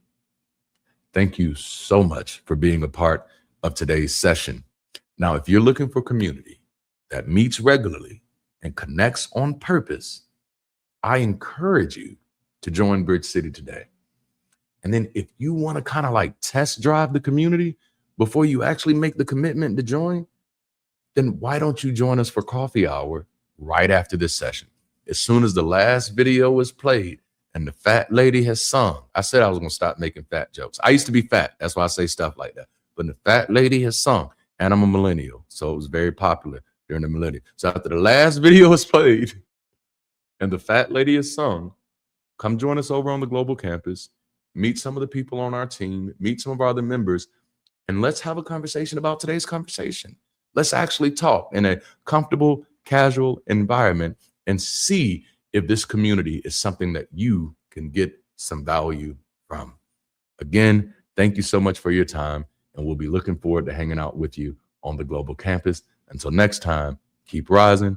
We're going to bring up our host now to close out today's show. Darante and everyone, and good morning, Jude. Good morning. That was a great session. I know I say this every time, but I really am excited about this one. I feel like it's probably going to be my favorite one. I think I say that every session. I think I do.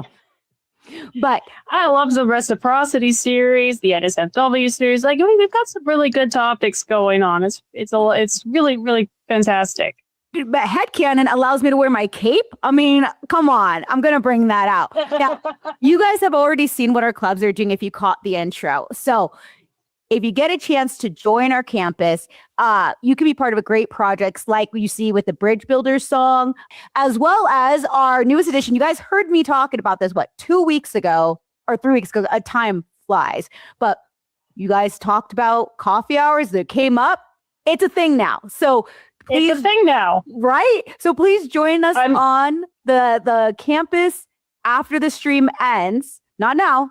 Give it a moment. But after the stream ends, to continue this discussion. I'm actually really excited about this. So again, yeah, that's going to be fun. Right? If these conversations help you find language to talk about these things, if you're looking for a post-religious community, and remember, we're trying to build something that's safe, sound, soft, and secure.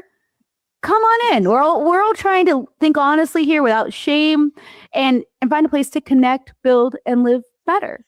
Yes. Absolutely. And that's honestly, that's what we're all about. Like, you know, we have I'm looking forward to the coffee hour personally, because like getting a chance to like sit down, discuss things, talk things out after it. It makes, and it also gives you a kind of a touch point to kind of get to know people in the community. I mean, you mentioned the Bridge Builders project we've got going on. If anybody is interested in participating in that, that's going to be actually an ongoing project for a little while, just because we've had so much interest in it. So it's going to go well. It's going to expand well past the Sunday sessions for this month. So I'm pretty stoked about where that's going to go. Oh, someone was asking, when does the cartoon come out? I feel like it was Captain, but I could be wrong. But yeah, I was just like, are we going to do a cartoon? Like, is this going to happen? I mean, like my brain has been conjuring images of like graphic novels and stuff. So I can like, we'll see. We're gonna see how far this goes, because like we've got some really talented people who are interested in developing this idea. And what you guys have done in this last month has been amazing. I'm excited to see more of it.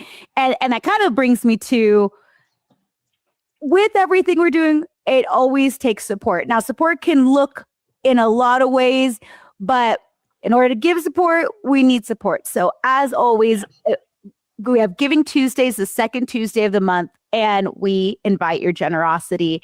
It's not about guilting anyone. We've talked about this before.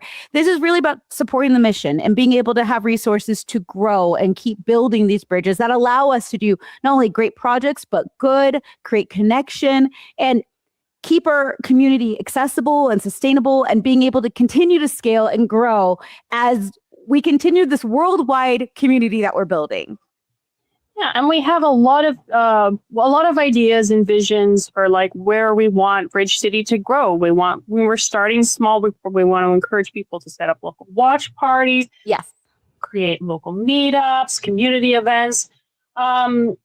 But overall, we want to kind of encourage people to move from isolation into association, because we want to create a place where it's not only encouraged, but safe for people to kind of break out, or people who have been sucked into these kind of echo chambers a little bit, to kind of poke their heads out and see what else is out there, see what else other people in it, in an area where they're not going to be shamed for having a different opinion.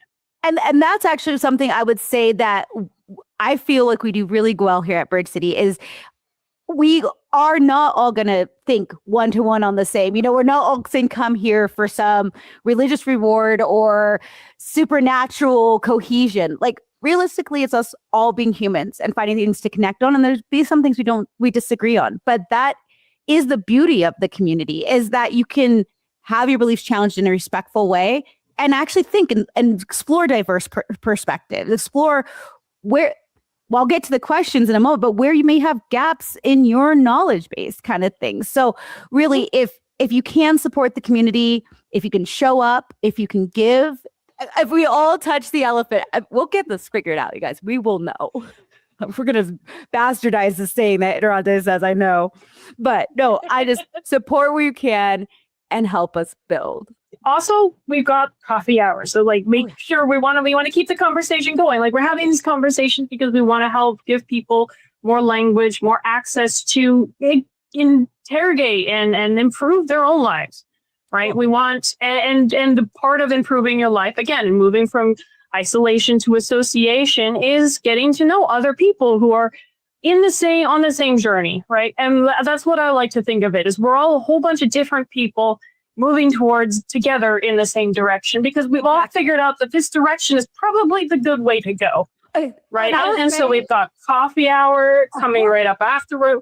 We wanted to use the utilize, like, share the replay. Of course, don't keep the conversation to yourselves, right? A bridge is only as effective as the places it reaches, which is why we're bridge builders. Exactly. I love do the bridge building. And I will say that's Lindsay's whole thing. It's beautiful. And I will say there's a piece of it for me too that's a little selfish. Like, I really value personal growth and exploration of other ideas.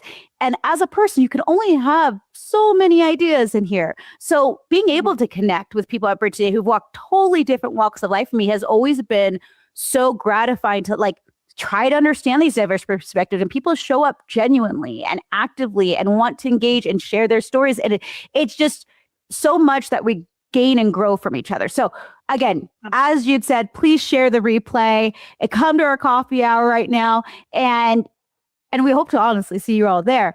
Thank you for being present. I really do hope if you were thinking about checking out the campus and you were needing that push, I hope you use today to come to our first ever coffee hour for our first ever headcanon series.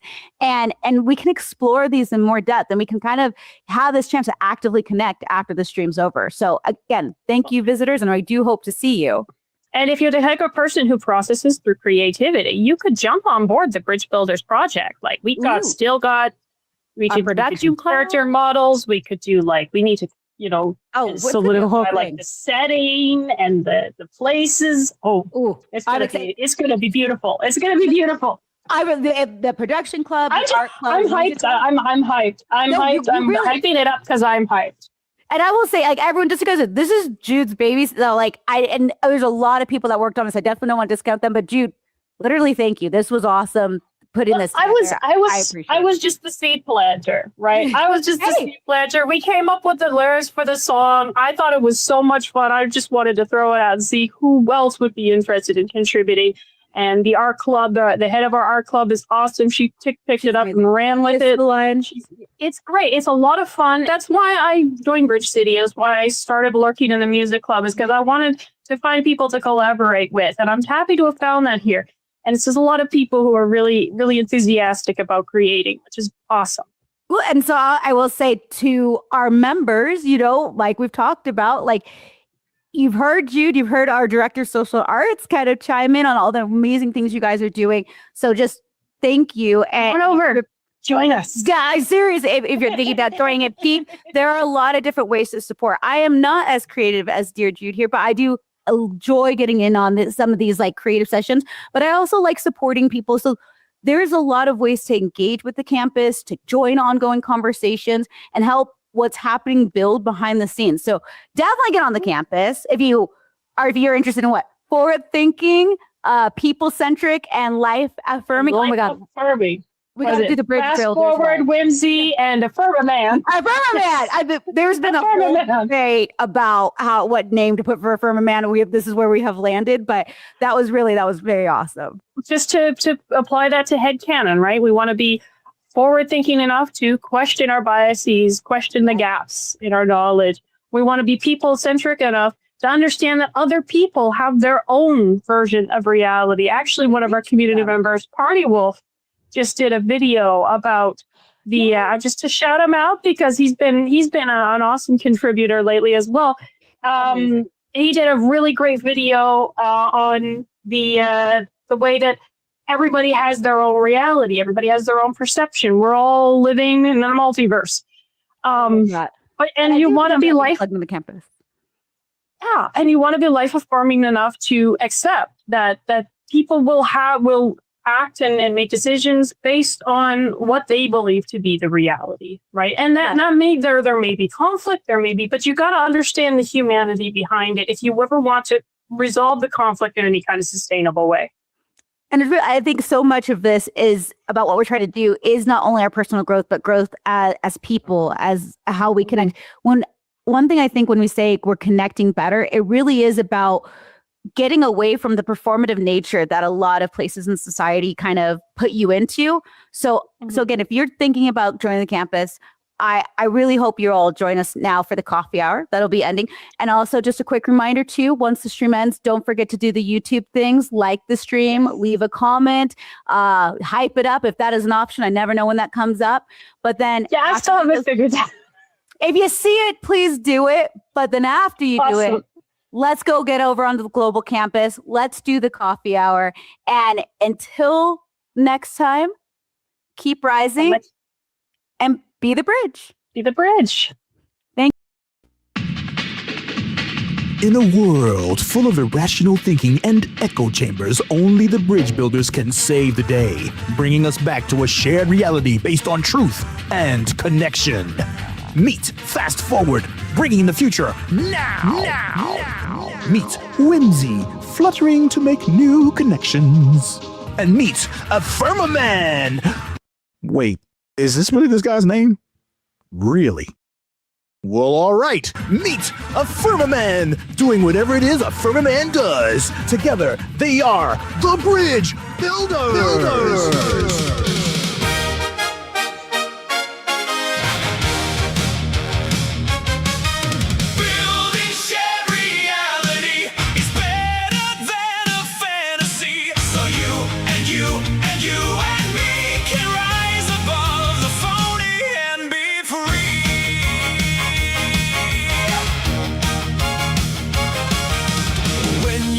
Your story, look to the bridge builders, where Dogmatron hides.